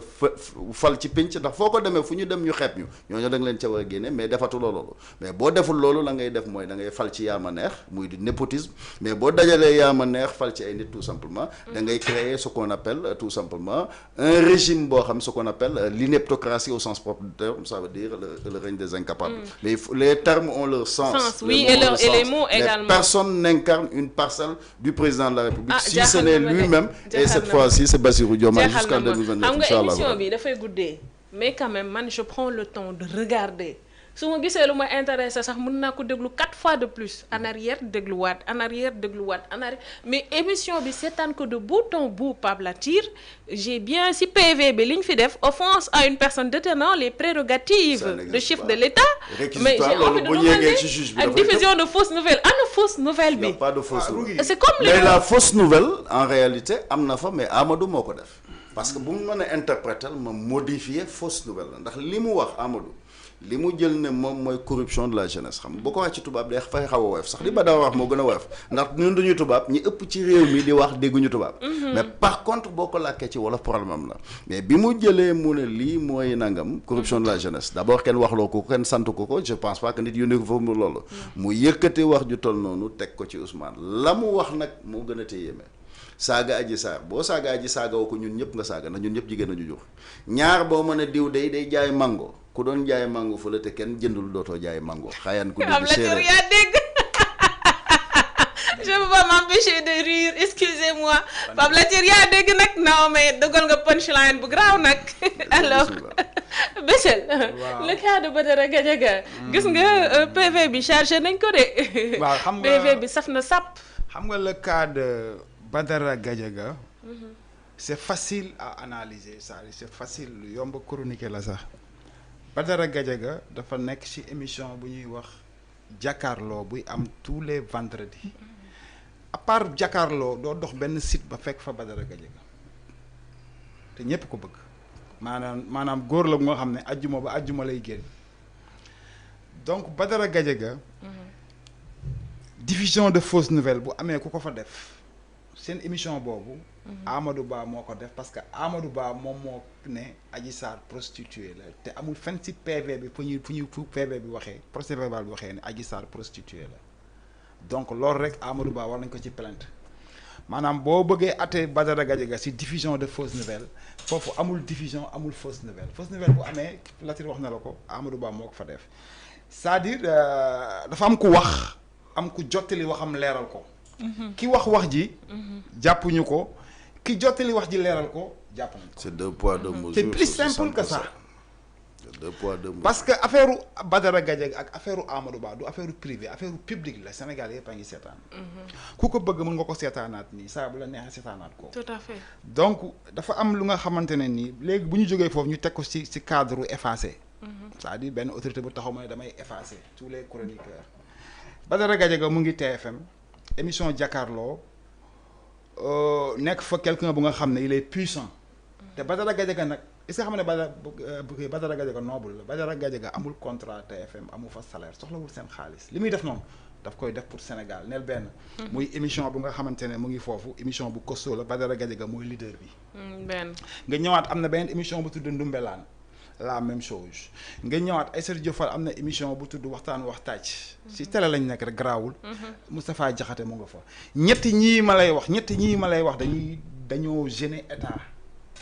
yaa ngi dégg ay puissance lañ ci état bi fi toog Père Moustapha Diakhaté mu ngi fii Badara Gadiaga mu ngi fii Ndumbelaan mu ngi fële di chargé Ndumbelaan Bassir Fafana moo fa nekk éliminé nañ Bassir Fafana Badara Gadiaga avant Badara Gadiaga père Moustapha Diakhaté éliminé nañ ko Badara Gadiaga éliminé nañ ko ba pare non seulement dañ ko éliminé pare mais dañ ko chargé gis nga Rougui 9 millions mënul taal sax du dëbbun Sénégal du pays bu 9 millions di taal 9 millions mënul taal route de Boune mënul taal Yëmbal mënul taal marché Thiaroye c'est-à-dire il faut que ñu arrêté ñun dañ fa nekkoon mais man damay gis nit kuy dox di jooy gis nga àq baaxul nit kuy dox di jooy man gis naa ko tribunal nit kuy génn di jooy di dox di jooyu xel te Badara Gadiaga dafa am lu nga xam ne daf ko représenté Badara Gadiaga à part politique bi muy def ak Sénégal yi muy teewal ci télé bi Badara Gadiaga acteur culturel bu puissant la te attention acteur culturel Sénégal yi actuellement boo seetee dañoo ànd nekk benn y a pas de clash entre Wally ak Sidi Diop y a pas de clash entre Wally ak Pape Diouf lu nguur gi tombeel il faut ñu xam ne ñoom dañoo tombeek acteur culturel yépp a ànd te képp kuy acteur culturel tey affaire bi neexu la il faut ñu tenir ci loolu compte il faut ñu bàyyi ci xel Badara Gadiaga dossier yoom avocat bi wax na ko avocat bi wax na la ne Maître Oumar Youm waaw moom wax na la lu leer nañ te simple mooy que nit ki recevoir na Orange Money bi 9 millions yi pour taal réew mi la 9 millions mënul nee naa déstabiliser c'est-à-dire ça c'est un manque de sérieux. waaw mënul taal route de Boune. pourquoi je dis c'est un manque de sérieux. waaw mënuñu fee nekk ñu ne ñun dañoo am pétrole ak gaz. waaw pour indexer Ousmane. waaw mais yow xam nga liy pétrole ak gaz. day Qatar yi ngay dégg ak Arabie Saoudite lan lañu am. day développé dëkk. lan lañu am ñun lu ñu amul. ñun ñoo am sax ñoom lu ñu amul. na ko Ousmane doon waxee. mënuñu am pétrole ak gaz ngay topp ni am na compte 9 millions. Badara boo amee 9 millions dañ ko waroon wax yow 90 sax nga waroon am. parce que li moo tax ma la doon wax social sécurité numéro sécurité sociale boo waree créer pour fexe tout simplement développer Sénégal parce que mënoo développer Sénégal te développer Sénégal yi mënoo jàppale Sénégal te jàppaloo Sénégal yi Ousmane tu me dis maa ngi koy wax démb pas plus tard qu'hier Ousmane bu ma génnoon fii léegi ñeme na ma fee romb ak otoom te du ma jox 9 millions Ousmane Sonko ñeme na loolu na ko jéem ba xam. et puis la protection des données personnelles également. xaalis bi nit ñi ko fang daan nii Bassirou Diomaye bu ma romboon fii ñeme na ma romb ne du ma jox 9 millions. na ko jéem ba xam. Macky Sall pare ndax loolu la ñu bokk. képp ku jàpp na nag da nga fee war a ne waratoo defal kenn den ndax tubaab bee la fal tubaab baa ngi lay nax ndax li nga yor ay nit a ko yoroon yaa ko yor tey suba keneen a ko yor te lu waaye yor mënoo ca jëf lu baax mënoo ca mais Badara li muy wax ci dëkk bi ne c'est lu baax li muy wax. tey man bu ma yoroon 9 millions mën naa la ko may mën naa ko may keneen mën naa ko may. ku non li ñu wax mooy Pape Latir 9 millions yi daf koy kii pour déstabiliser réew mi am na ñu wax ne daf koy fay ay chroniqueur pour ñuy bàyyil ma ñëw xam nga. Assel yow ñaata nga encaissé yow xam nga dinaa la wax tey. mu am 9 millions dama lay wax lu gën a simple. mu am 9 millions y a plus rien de plus simple. bu ñu mënoon nañ ko jàpp nag muy jënd lii wala comme ñi fi doon def ay cocktail molotov ak di def ay nangam ay në lu ñooñu loolu ku ko def dañ la war a jàpp mais Badara ku ko gis sax jëmmam rek xam nga ne sore naag loolu kooku booy temps la gën a Badara denc sax lañset bu ñuy daggee kerefaat Badara denc ko kër nee nañ da doon financer ay chroniqueurs pour muy génn di attaquer état bi mais c'est des gens qui n'ont rien compris parce que xam nga moo wax la benn affaire nga baal ma tudd Basal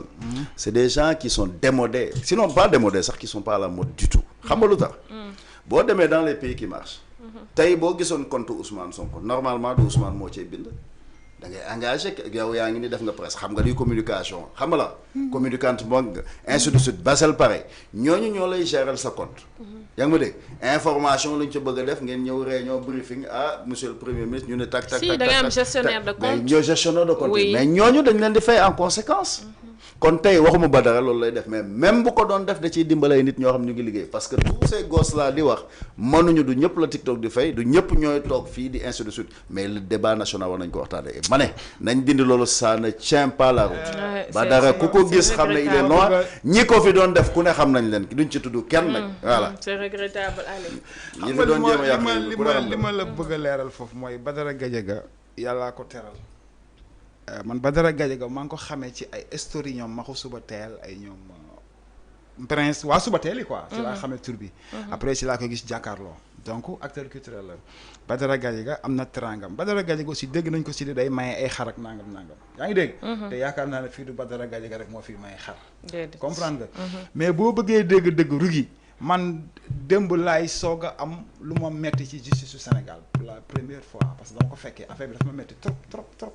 te nee naa la da ngay jàkkaarloo nit muy dox di jooy acteur culturel yi dañ fa fees dell bokkul ak politiciens yi fa nekkoon léegi nag objectif bi man dama gëm ne mooy que képp ku nga xam ne da nga toog si télé ngay déranger régime bii dina la effacer. ah bon donc du ma bett suba ki ci topp ci ki ci toppaat topp ci ki ci toppaat topp. mais loolu non affaire bi fee moo flagrant. fee dafa flagrant c'est-à-dire ba pare li ma gën a metti aussi si affaire yi bon presse bi nga xamante ne ñoom ay pro pouvoir lañ teg débat bi yépp teg ko ci dañ leen di fay ñuy wax. mais le premier ministre moo ko njëkk a wax Bassel tu te non rappelles man quand je vois Top Sunugal 24 toog tey si débat di yóbbu débat bi ci ay ñii dañ leen a fay ñuy wax dama am loo métti dama rus. mais loolu waxi caaxaan la Ousmane Sonko ba ñuy défendre. xam nga dama rus dafa bëgg Sénégal rek di wër di dem Chine newuñ di ko fay Bassirou Diomaye la muy président il n'a pas de privilège ñu di ko fay il faut arrêter ce débat là il faut arrêter. ba pare gis nga débat bi gis nga sénégalais yi ñoo war a xam ne affaire bi du ay Orange Money du ay Wave affaire bi émission jàkkaarloo la yéen Sénégal yëpp seetaan ngeen. waaw moo waral coow li de. voilà rek la si bu leen kenn andil affaire de leneen ak leneen. yéen focus leen ci émission bi mooy kii wax na xas na kii tontu na ko ñu jàpp kii tëj ko. bàyyi gàcce da ka wax ja ñu bàyyi ko fa. looloo am Sénégal leneen amu fi bu fi sax jéem a sonal buñ ci mënee ajouté nag Orange Money Wave kii ñoom la. mais li am base problème bi. Sénégalais ñëpp seetaan ngeen ko. mooy Badara Gadiaga cible la woon bu nga xamante ne nii tête bi dañ ko laaj bu yàgg. léegi nag am nañ ko jàpp nañ ko. entre Bassel ki wax waxu client ak waxu prostituée ak ki wax waxu yàkkantaan. ba pare ki wax waxu prostituée dañ ko remercier na ko merci. kooku après woote à la boycott ne Télé Futurs Médias bu fa kenn dematee. mais c'est-à-dire loolu moo lay woon ne Ousmane a besoin d'aide Ousmane n'a absolument rien compris. il pense que boo toogee Sénégal. xew Sénégal métti na. boo toogee Sénégal di wax da ngay tëj Sénégal kenn du la suivre. d'abord naka ngay amee nga xalaat ne am nga programme c'est vrai qu'il n'a pas de projet il a vendu du vent et de la poussière au Sénégal. Sénégal horizon 2050 xaal ma ñëw rek dama ne Ousmane Sonko n'a pas de projet il a vendu du vent et de la poussière au Sénégalais mais bu fekkoon ne du loolu la mu war a def man bu ma amee son programme bu ñu doon waxtaanee sunu gaal sunu réew wala le PRONAGERS le programme national de gestion équitable des ressources du Sénégal du ma ne tey di nga ma invité fan mën a dew ma jàkkaarloo boobu bu fekkee nee na duñ dem moom na dem mu jàkkaarloo Badara ñoom ñu waxtaan ñu xool fu dëgg féete ñu waxtaan te nag ñu rafetal ko rek ba mu taaru mais en réalité Ousmane bu fekkee ne xaqulaay taalam lay wax ak ñépp ñi bokk ci mbir mi maanaam ku ci wax sa xaqulaay taala xam nga ne lu luy jiin njaaka Amadou Ba mooy njaak moo wax ji bañ koo jàpp nag ba ko loolu dëppawul dara jotewul ak justice dem jàpp Badara Gadiaga loolu kenn mënu ko woowee justice injustice dañ ko mën a woowee pourquoi parce que jusqu'à présent Badara Gadiaga n'est pas reconnu coupable par un tribunal donc il bénéficie de la présomption d'innocence même chose te égalité des citoyens devant la loi. mais chef d'accusation yi dafa bëri. non man du ma wax sa waxi chef d'accusation yi man xam nga boo nee chef d'accusation dafa am ku ko moom.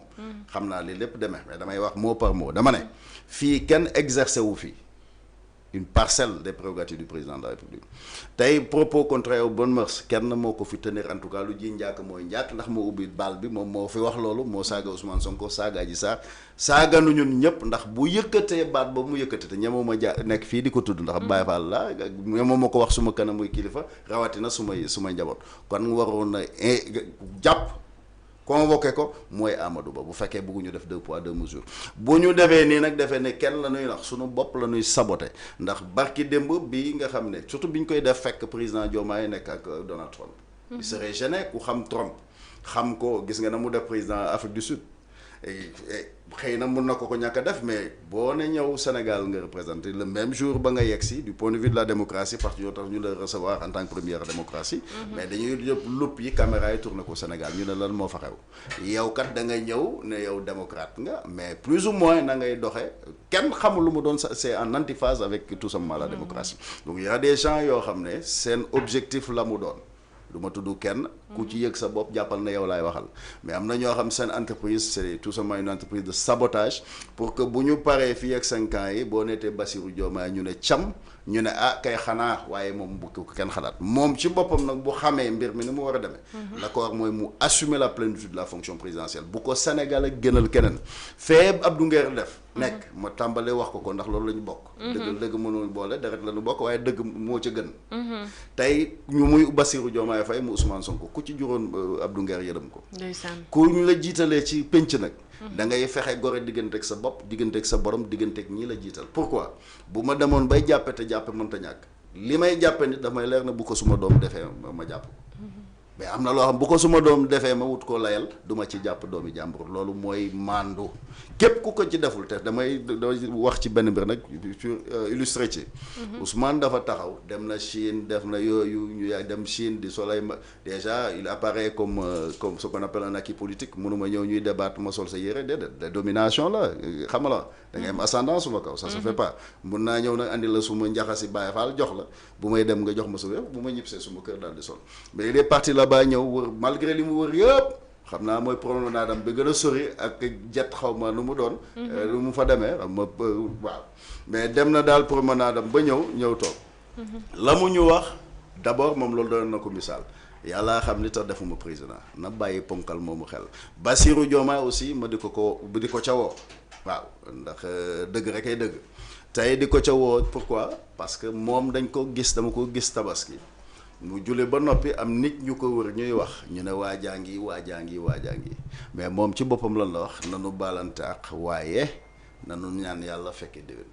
kon ndeem moom mii président ñu jiital ko moom la fekke déwénam dépendre ci moom na bàyyi xel ci ki nga xam ne ci moom rek la dépendre mu yàlla sunu borom xool nag diggante xaqulaay taalam loo xam ne tey Abdou Nguer bu fekkoon ne li mu def wala la mu wax bu ko suma doom waxee ma tëj ko kon war naa ko tëj mais bu fekkee ne bu ko suma doom defoon ku tey ku ne xam nga ne Abdou Nguer waxu fi jëfu fi lu tax ñu naan ko instruction wala génnee nañ la loolu dafa xeebu Ousmane Sonko bu ko defee taxaw wala Diomaye def ko taxaw ñoom ñëpp ñu taxaw ñu ne ñoo jiitale wala ñoom ñëpp ñu taxaw ñëw nañ panafricain taxaw ci dëkk bi waaw waaye nit bu la mënta yërëm mënu laa yërëm matu la kilifa matu la njiit naka nga mën a jàppe ne xalaat ne Afrique war nañu la fay jox kaddu sax micro benn yoon ngay wax pendant ce temps là yow sénégalais yëpp jàppoo nañu yéen a bokk ndey ak baay boo leen jiitee yow da nga waroon fexe ñun danañ doon def ba ñu nekk buur Diouf ci ndey fay ci baay buur sin ci ndey buur sin ci baay tey amoo sañ-sañ ñu nekk ci dëkk bi lekk te nit ñi lekkuñu amoo waaye yow nga yor sa caisse noire ba nga noonu dafa araam téye nanga mi milliard dafa araam ñëw ne non mosuma wax loolu nga tëdd ci loolu ab nit toog ne am na 9 millions nga naan c'est-à-dire ban 9 millions Ousmane ñeme na ma romb fii te du ma jox 9 millions na ko fexe maa la ko wax. très bien Bassirou Diomaye na ma fi romb te du ma jox 9 millions dinaa ñëwaat ci yow Pape Latif très bien merci beaucoup dinaa ñëwaat ci yow. alors merci beaucoup waaw c'est vrai ñett ñëpp say mbokk lañ. vraiment ñun ñëpp bokk Sénégal nde li ñu boole Sénégal la tudd. kay jógewul Japon kay jóge fii kay ñu daje déedéet. di ñëpp loolu balaa nga ne naam ne fa dafa am fu nu juddoo bokk fa bokk lu yàgg depuis Égypte du dox ba yegg si fii. dëgg la il faudrait pas que histoire ndax. wallaay dëgg la rawal dañu laabal xol yi li sëñ Abdou Dabakh Malick doon wax bu ñu bëggee réew mi dox. tout à fait kañaan day soppali ko jaan matt borom tout à fait amin yàllaahu alors Bessel ñu bëri jàpp ne justice bi ni muy doxee jamono ji dafa desee tëddee njaaxaanaay li nga xamante ni moom lañ ko laytaayalee nag mooy le cas de Assane Diouf boo xoolee pratiquement moom ak Azoura Fall les mêmes faits lañ leen toppee discours contraire aux bonnes mœurs kay ma nga instruction ka ca des moom indi nañ ko ay kayitu dof atte ko moo kayre vite fait en flagrant délit bàyyi ko mu dem docteur Arouna Niang également moom mi wax ne Covid bi médecins yi ak ministère de la santé ñoo ko doon jox sénégalais yi ba tax sax ministère bi on se rappelle à l'époque dafa defoon benn communiqué di ñaawlu lu ni mel tellement ils étaient offusqués naka noonu it l'ordre des médecins du Sénégal Arouna Niang également atte nañ ko bàyyi ko mu dem en lieu et place Abdou Nguer il a fait des suppositions tout simplement ñu wóolu ko wutal ko ay compte TikTok ak tegal ko ci yeneen charge tegal ko ci ay offense au chef de l'État ak discours contraire aux bonnes mœurs ak yooyu noonu chargé PV bi ba léegi mi ngi instruction la dernière en date muy le cas de Père Moustapha Diakhaté qui a utilisé le mot gougnafier critiqué le protocole du palais ñu daal di koy jàpp tëj ko ci kaso bi le premier ministre il utilise le mot fumier même bu fekkee ne sax bokk na ci personnalité état moom dara fekk ko ci le cas Badara Gadiaga l'un il utilise le mot prostituée les mots prostituée et client l'autre moom il parle de yakkantaan ñu daal di jàpp Badara tëj ko ci kaso bi ki nga xamante ni mooy Amadou Ba Pastef moom dañ ko déglu à la division de la cybersécurité bàyyi ko mu dem sa ñàngat si 2 poids 2 mesures yooyu par rapport à tous ces cas là que je viens d'évoquer. non yow déjà rek yow sax leeral nga affaire bi yow mi posé question bi sax déjà yow leeral nga affaire bi. affaire bi dafa leer mooy que dafa leer nañ c'est-à-dire dafa des fois il faut ngay xaar ku am confirmation saa nit mën na def lii ngay xaar mu defaat lu nuru loolu mais bu dëkkee ci def lu mel noonu rek da ngay xam ne lii jikkoom la. donc li am mooy képp nga xamante ne tey yaa ngi taxaw ci position wu analyser di contre pouvoir mooy yow kenn du la may tolérance zéro yaa ngi dégg lépp loo def dañ lay jàpp dañ lay tëj même bu ñu amee ci yow tarafatal ay ni sax dinañ jël sa dossier yokk ko chargé ko tëj la ba pare nag ñun waruñu nangu ñu tëj nit ñi ba pare di orienter débat bi maanaam di ñu gëmloo leneen lu bokkul ak li tax ñu tëj leen c'est-à-dire il faut tamit les Sénégalais ñu yeewu que ne yow nga xam ne Abdou Nguer dañ ko jàpp ndax lii bu leen andil leneen Badara Gadiaga da nga ko jàpp ndax lii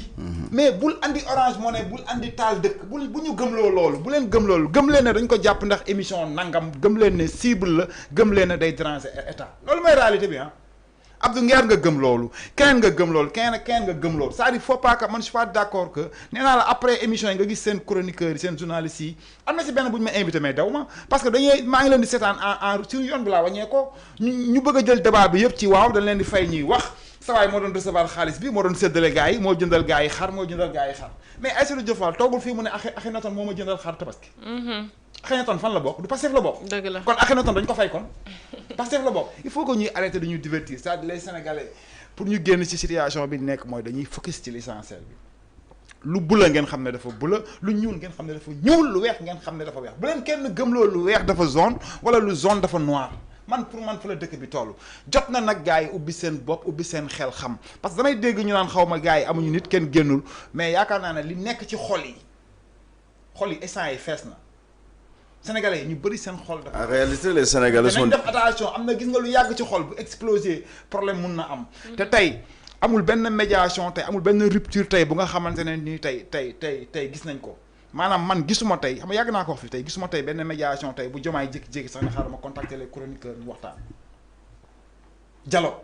xaaral ma woo les chroniqueurs ñu waxtaan wala xaaral ma woo kii daf ma compte ñu waxtaan man gisaguma loolu xam nga avant émission maa la koy wax kii ma ne ko tey attention de est-ce que jomaay tey bu xëyoon rek libéré détenu politique yi rek boo deful naa ko mun na rey Sonko politiquement ñu ngi siy waxtaan. non du rey Sonko avant émission bi. c'est-à-dire li ma bëgg sax ñu parce que tey dossiers yi ngay gis fii yëpp turu Sonko daf ci tax. jëwrin nga baal ma benn affaire da ko annoncé avant.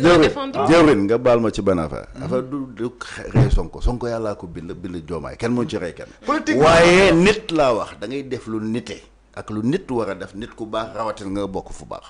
ndax tey man dama mënul lu jàpp ne Bassirou Diomaye war naa mën a tëdd nelaw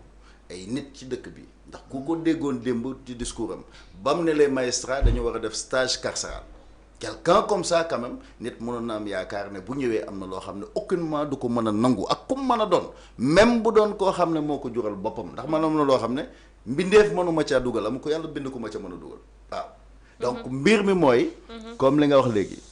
ku ci ne na nga xam la nga war nga def ko décrisper le climat loolu moo jaadu bu fekkoon dañ leen a jàpp bañ ne nañ leen amnistier comme ña doon toj di taal ñooñu dañ leen a jéggal parce que dañoo tooñ ci biir ak ci biti waaye ñii dañoo deful dara li nu wax dafa am ku ko wax ju ñu wax ci pénc ñu baamu ko ñu jàpp ka ko baamu ka ko wax ñu ba ko fa kooku ku ne xam nga ne kuy wax manduteef ci wàllu bate ku ne xam nga Pape Latir waaye nag le danger aussi ñun politiciens yi la d'abord ñun ñoo def problème bi parce que ñoo fexe jusqu'à présent depuis ñuy wax booba ak léegi depuis booba ba léegi looloo fi xew maanaam ñu bàyyi parquet ci ministère de la justice présidence de la République loolu la ñu war a dindi dans un pays normal fi mu toll nii c'est vrai amul délai bu doon Amérique tey léegi ministre de la justice bind na tout simplement Assemblée nationale pour savoir ce qu'il en est ci Ousmane Sonko. très bien merci xaama bàyyi kii mu continuer kaddu yi mu doon wax mais ce qui choque dans cette histoire là Pape Latir mooy le mot offense à une personne détenant les prérogatives de chef de l'État gis nga mot boobu cette phrase là il faut qu'on s'arrête mais qui est la personne qui détient les prérogatives d'un chef d'État kenn moo am prérogative être un chef d'État dans ce pays là mooy le président non c'est le président Bassirou Diomaye Diakhar parce que moom la ñu élire au suffrage universel direct de façon très démocratique nag de façon très démocratique du moins 54%. mais seetaan nga émission bi ba mu jeex fan la Badara Gadiaga offensé le chef de l'État man je me demande wala ñun dafa am ñeenti jàkkaarloo fukki jàkkaarloo fan la offensé le chef de l'État léegi toog naa fii benn jour ne la bu dee dañoo changé une personne détenant les prérogatives d'un chef d'État mais c'est Bassirou Diomaye Diakhar nee naa la bu dee dañoo changé constitution benn jour nañ ñu ko jox ñu lire ko wax ma la ko fii parce que man li may gis nii man gisuma ko suñu constitution du Sénégal mais ça n'existe pas c'est-à-dire amul léegi nag bu ngeen dañoo changé constitution nañ ñu ko jox ñu lire non constitution changé wul c'est-à-dire ñun suñu wàllu bopp acteur politique société civile ñun ñëpp laa bëgg a wax. ñoo war a taxaw ci réew bi. sénégalais yëpp. taxaw pour li nga xam ne. moo gën ci ñëpp loolu mën a nekk. mooy la ñuy wax jubal jubante. jubal jubante jub moo jiitu. ku jubul mënta jubante. tout à fait mënoo fekk nit ñi ñu jubal leen te yaa gën a dëng garabu yow ak koo mën a doon da laa wax. très bien ma ma dem tey ku bëgg man bu ma bëggee ne jubal jubante. dama koy fexee tàmbale ci suma bopp. c'est aussi simple que ça. mais mënuloo lu la neex wax génne li nga am ne man lii la am. fii laa mënoo lu la neex wax mënoo fu la neex fanaan mënoo lu la neex def. di xëy di wax nit ñi ñu dul noonu ba noppi. nga naan da ngay jubal da ngay jubaloo jubantewoo jubuloo. très bien parce que ku jub. am na nu muy doxee. très bien merci beaucoup Pape Latir il est 9h passé de 52 minutes alors su ngeen ma ko mayee rek il est 11h passé de 42 minutes communiqué bi ma koy scrim heure boobu moo jotoon je m'excuse alors bu ngeen ma ko mayee rek ma daal di leen liiral communiqué bi nga xamante ni mi ngi bawoo ci directeur bu Grand Théâtre note de service objet interdiction du port de greffage et de pratique de la dépigmentation. Alors, il est porté à la connaissance de l'ensemble du personnel que le port de greffage, de perruque et la pratique de la dépigmentation sont formellement interdits au sein de l'administration. Cette mesure vise à préserver l'image de l'institution, laquelle se doit de promouvoir les valeurs panafricaines conformément à l'une de ses missions. J'accorde une attention particulière à l'application stricte de cette décision. La présente note entre en vigueur dès sa date de signature. Alors mi ngi noonu signé par le directeur du Grand Théâtre alors mi ngi noonu ñoo ko déggandoo fësal na benn communiqué di xamle ni li nga xamante ni dafa jëm ci wàllum xeesal naka noonu it tegum perruque comme li ma def nii tegum greffage dañu koy tere l'ensemble du personnel. Alors est-ce que c'est pas une forme de stigmatisation envers la gente féminine parce que ki nga xamante ni sa employé la certes yow joxoo ko xaalis bi muy jëndee perruque joxoo ko xaalis bi muy xeesalee yow sa salaire bi ngay fayee ko sax jógewul ci sa poche ci gafak ak nguur gi la jógee c'est l'argent du contribuable sénégalais est-ce que tey am nga sañ-sañ taxaw ne man bërëb bi may jiite kenn waru fee xeesal kenn waru fee teg greffage te yow fayaloo leen ko. waaw bon la première chose qu'il faut noter mais nii la mënoon dem il faut s'attendre même à pire parce que boo ñëwee. mais ñun finalement réew mi est-ce que dinañ nooyeeti. waaw ma ne. non mais franchement on s'étonne de jour en jour ma ne nii la demee et il faut s'attendre à pire ndax mënoo fee romb sénégalais yu compétent yi. point de vue nga waroon def enquête de moralité.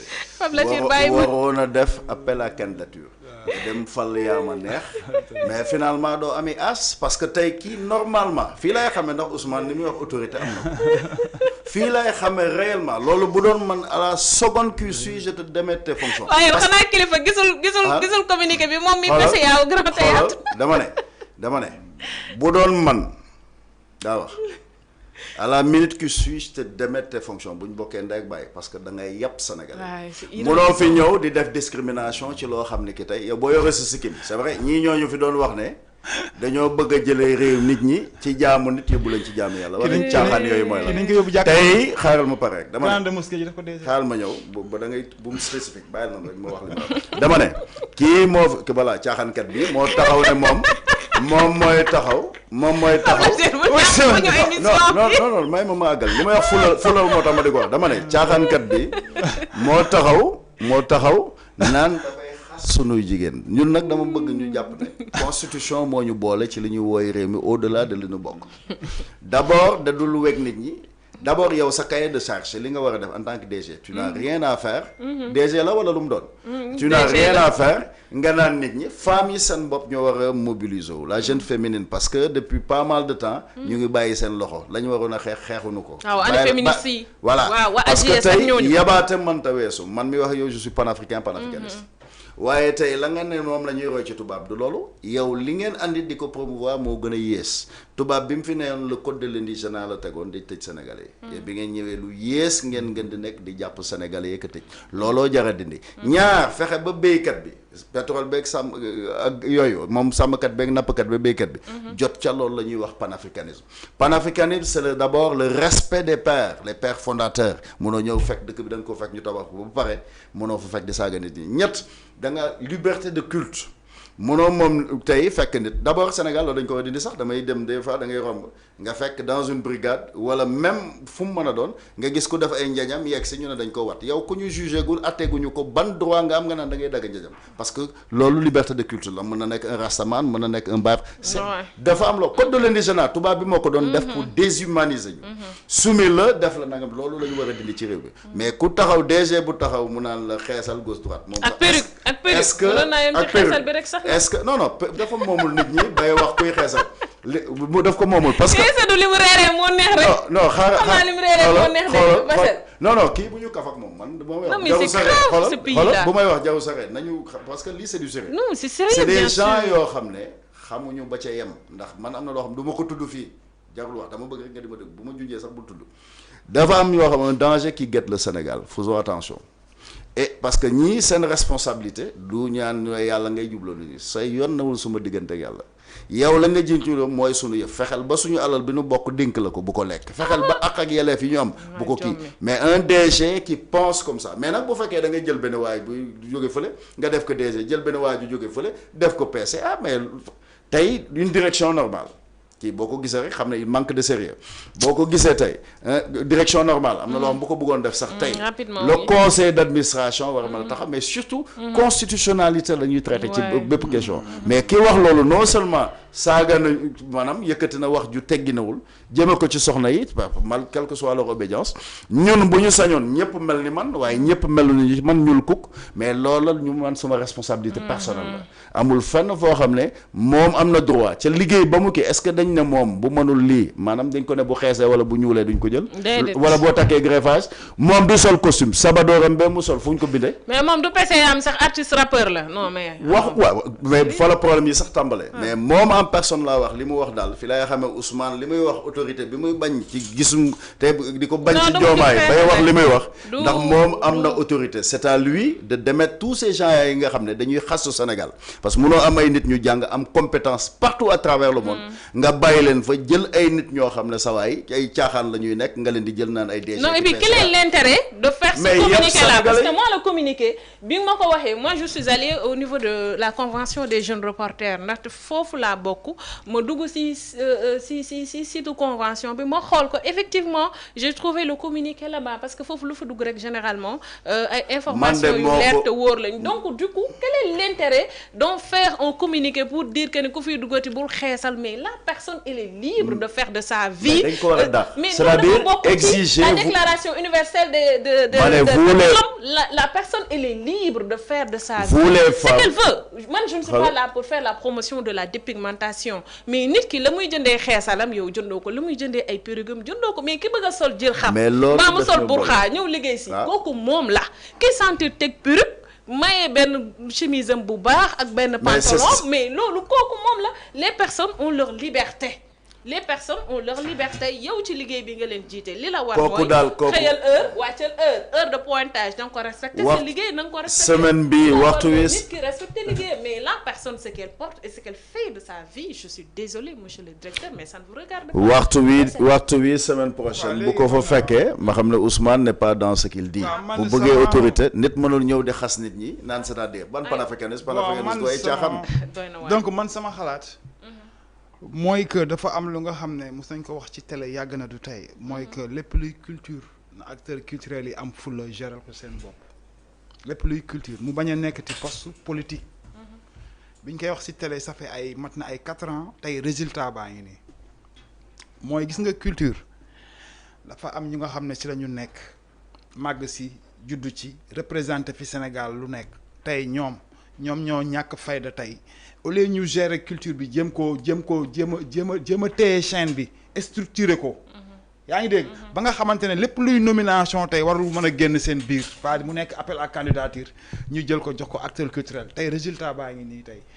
tey na nga xam ne tey bépp acteur culturel tey bu nga xamante ne tey combat bi moo doon bépp acteur culturel gérer boo xam culture bi parce que man bi ma koy wax yàgg na tey résultat bi moo nekk nii résultat baa ngi nii mooy gis nga l'homme qu'il faut à la place qu'il faut loolu la Sénégal fi ñu toll mooy ñu ngi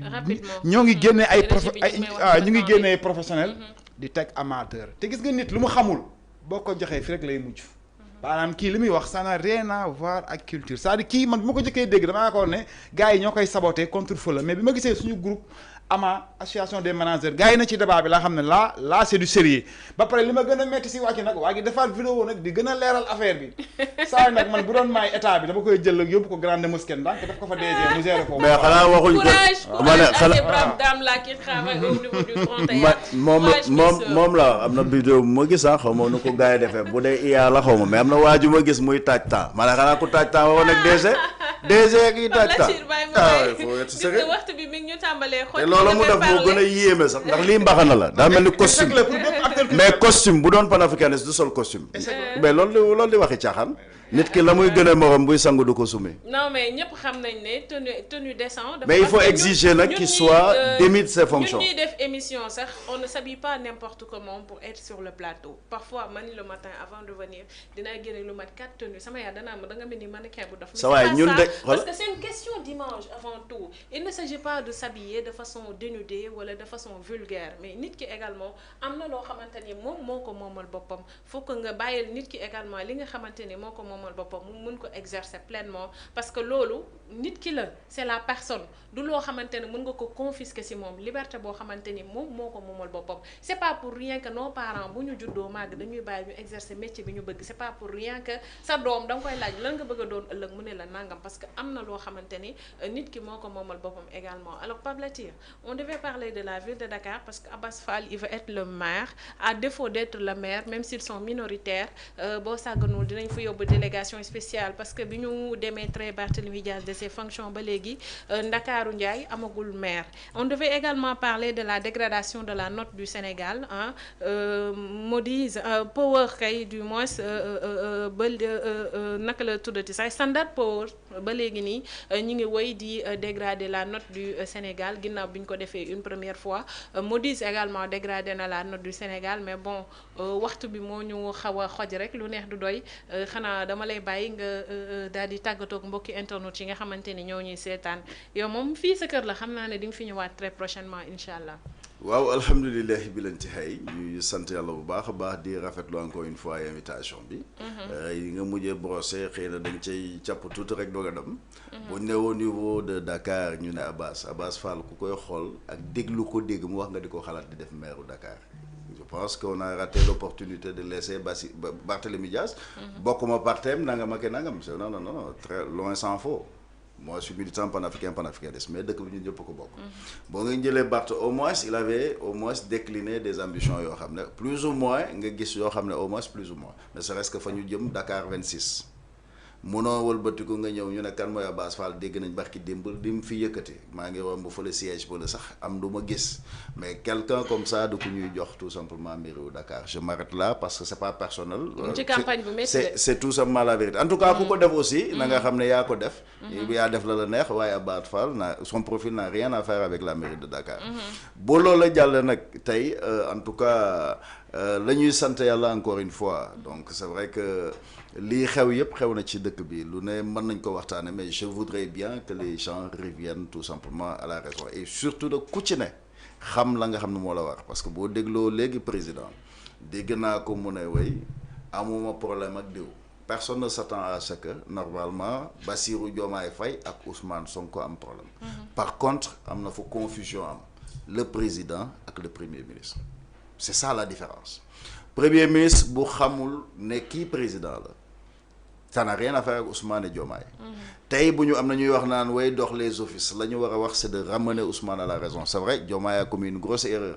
parce que la plus grande erreur c'était tout simplement de laisser Ousmane Sonko y aller avec le parti d'autant plus que Diomaye bokkatul tout simplement ci Pastef Diomaye devait y aller surtout avec la mouvance présidentielle mu créer une large coalition présidentielle pour avoir ses députés mais malheureusement béywee na mbuus donc ce qu'il faut tout simplement constater Ousmane la ñu war a wax s'il n'est pas efficace bu xam ne doxul s'il est ambitieux te jàpp na ne mbir mi war na dox te il n'est pas crypto personnel et ainsi de suite nombriliste mu quitter la primature purement et simplement s'il veut être ministre de l'intégration africaine qu'il associe est véritable panafricaniste. Et parce que c'est pas à lui de nous dire que le panafricanisme ce sont les blancs d'Afrique du Sud des histoires, c'est archi faux, c'est pas cela. di may daaneel nag mun na xëy ma lool personne je dis bien n'incarne aucune parcelle des prérogatives du président de la République. Aujourd'hui,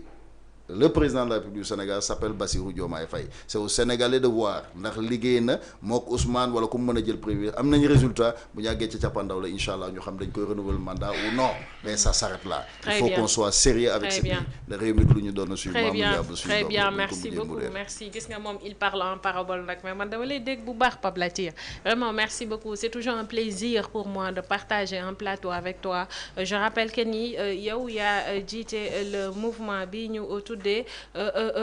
tu es le coordonnateur du mouvement pour la justice, le patriotisme et la vérité, MJPV. Fii sa kër la sunu gaal sunu réew, fii sa kër la moom Pape Latir. Donc nag vraiment kontaan nañ bu baax a baax si wuy si bi ñu wuy si. J'espère très prochainement que ni dinaa la dalalaat également ci sama plateau bi de l'essentiel du matin. Alors Bessel ñu bàyyi la également nga tàggatoo ak internautes yi. waaw li may tàggatoo mooy di rafetlu émission bi, donc di remercier Pape Latir. moom techniquement il est bien, il est pertinent aussi. Bon donc di rafetlu ci invitation bi, di kontaan ci yow, di kontaan ci waa VIP people, di bëgg ci Sénégal gépp, di ñaanal ñëpp jàmm. jaajëf merci beaucoup. Man aussi mention spéciale à l'ensemble des internautes yi nga xamante ni ñoo ñuy seetaan boobu ba léegi. Massamba Faye merci beaucoup pour les cœurs. Bambi Camara encore une fois de plus, Black Jaguar yéen ñëpp maa ngi leen di jaajëfal bu baax a baax. Baron Diop également, Mbaye Thiam, Ba Diagne vous tous kulim Dioum maa ngi leen di jaajëfal Fallou Samb ci teewaay bi topp bi ak safo bi nga xamante ni safo ngeen ko programme mu Diaspora News TV. Di remercier également suñu technicien bi Conté ci liggéey bu rafet bi nga xamante ni mi ngi koy amal. Di nuyu Sarr le Sénégalais d'Allemagne. Di nuyu également ma sœur Fatou Kama, maa ngi xaar sama wàll ci foire bi aywa gaawal dikk géew. Di nuyu également un frère Tange Tandia également maa ngi koy jaajëfal bu baax a baax. Quant à moi je vous donne rendez-vous inchallah demain mercredi ci seen beneen numéro bu l'essentiel du matin. Kenn dal ak jàmm mbokk yi, jaa ngeen jëf. L'essentiel du matin. dal leen ak jàmm ci l'essentiel du matin.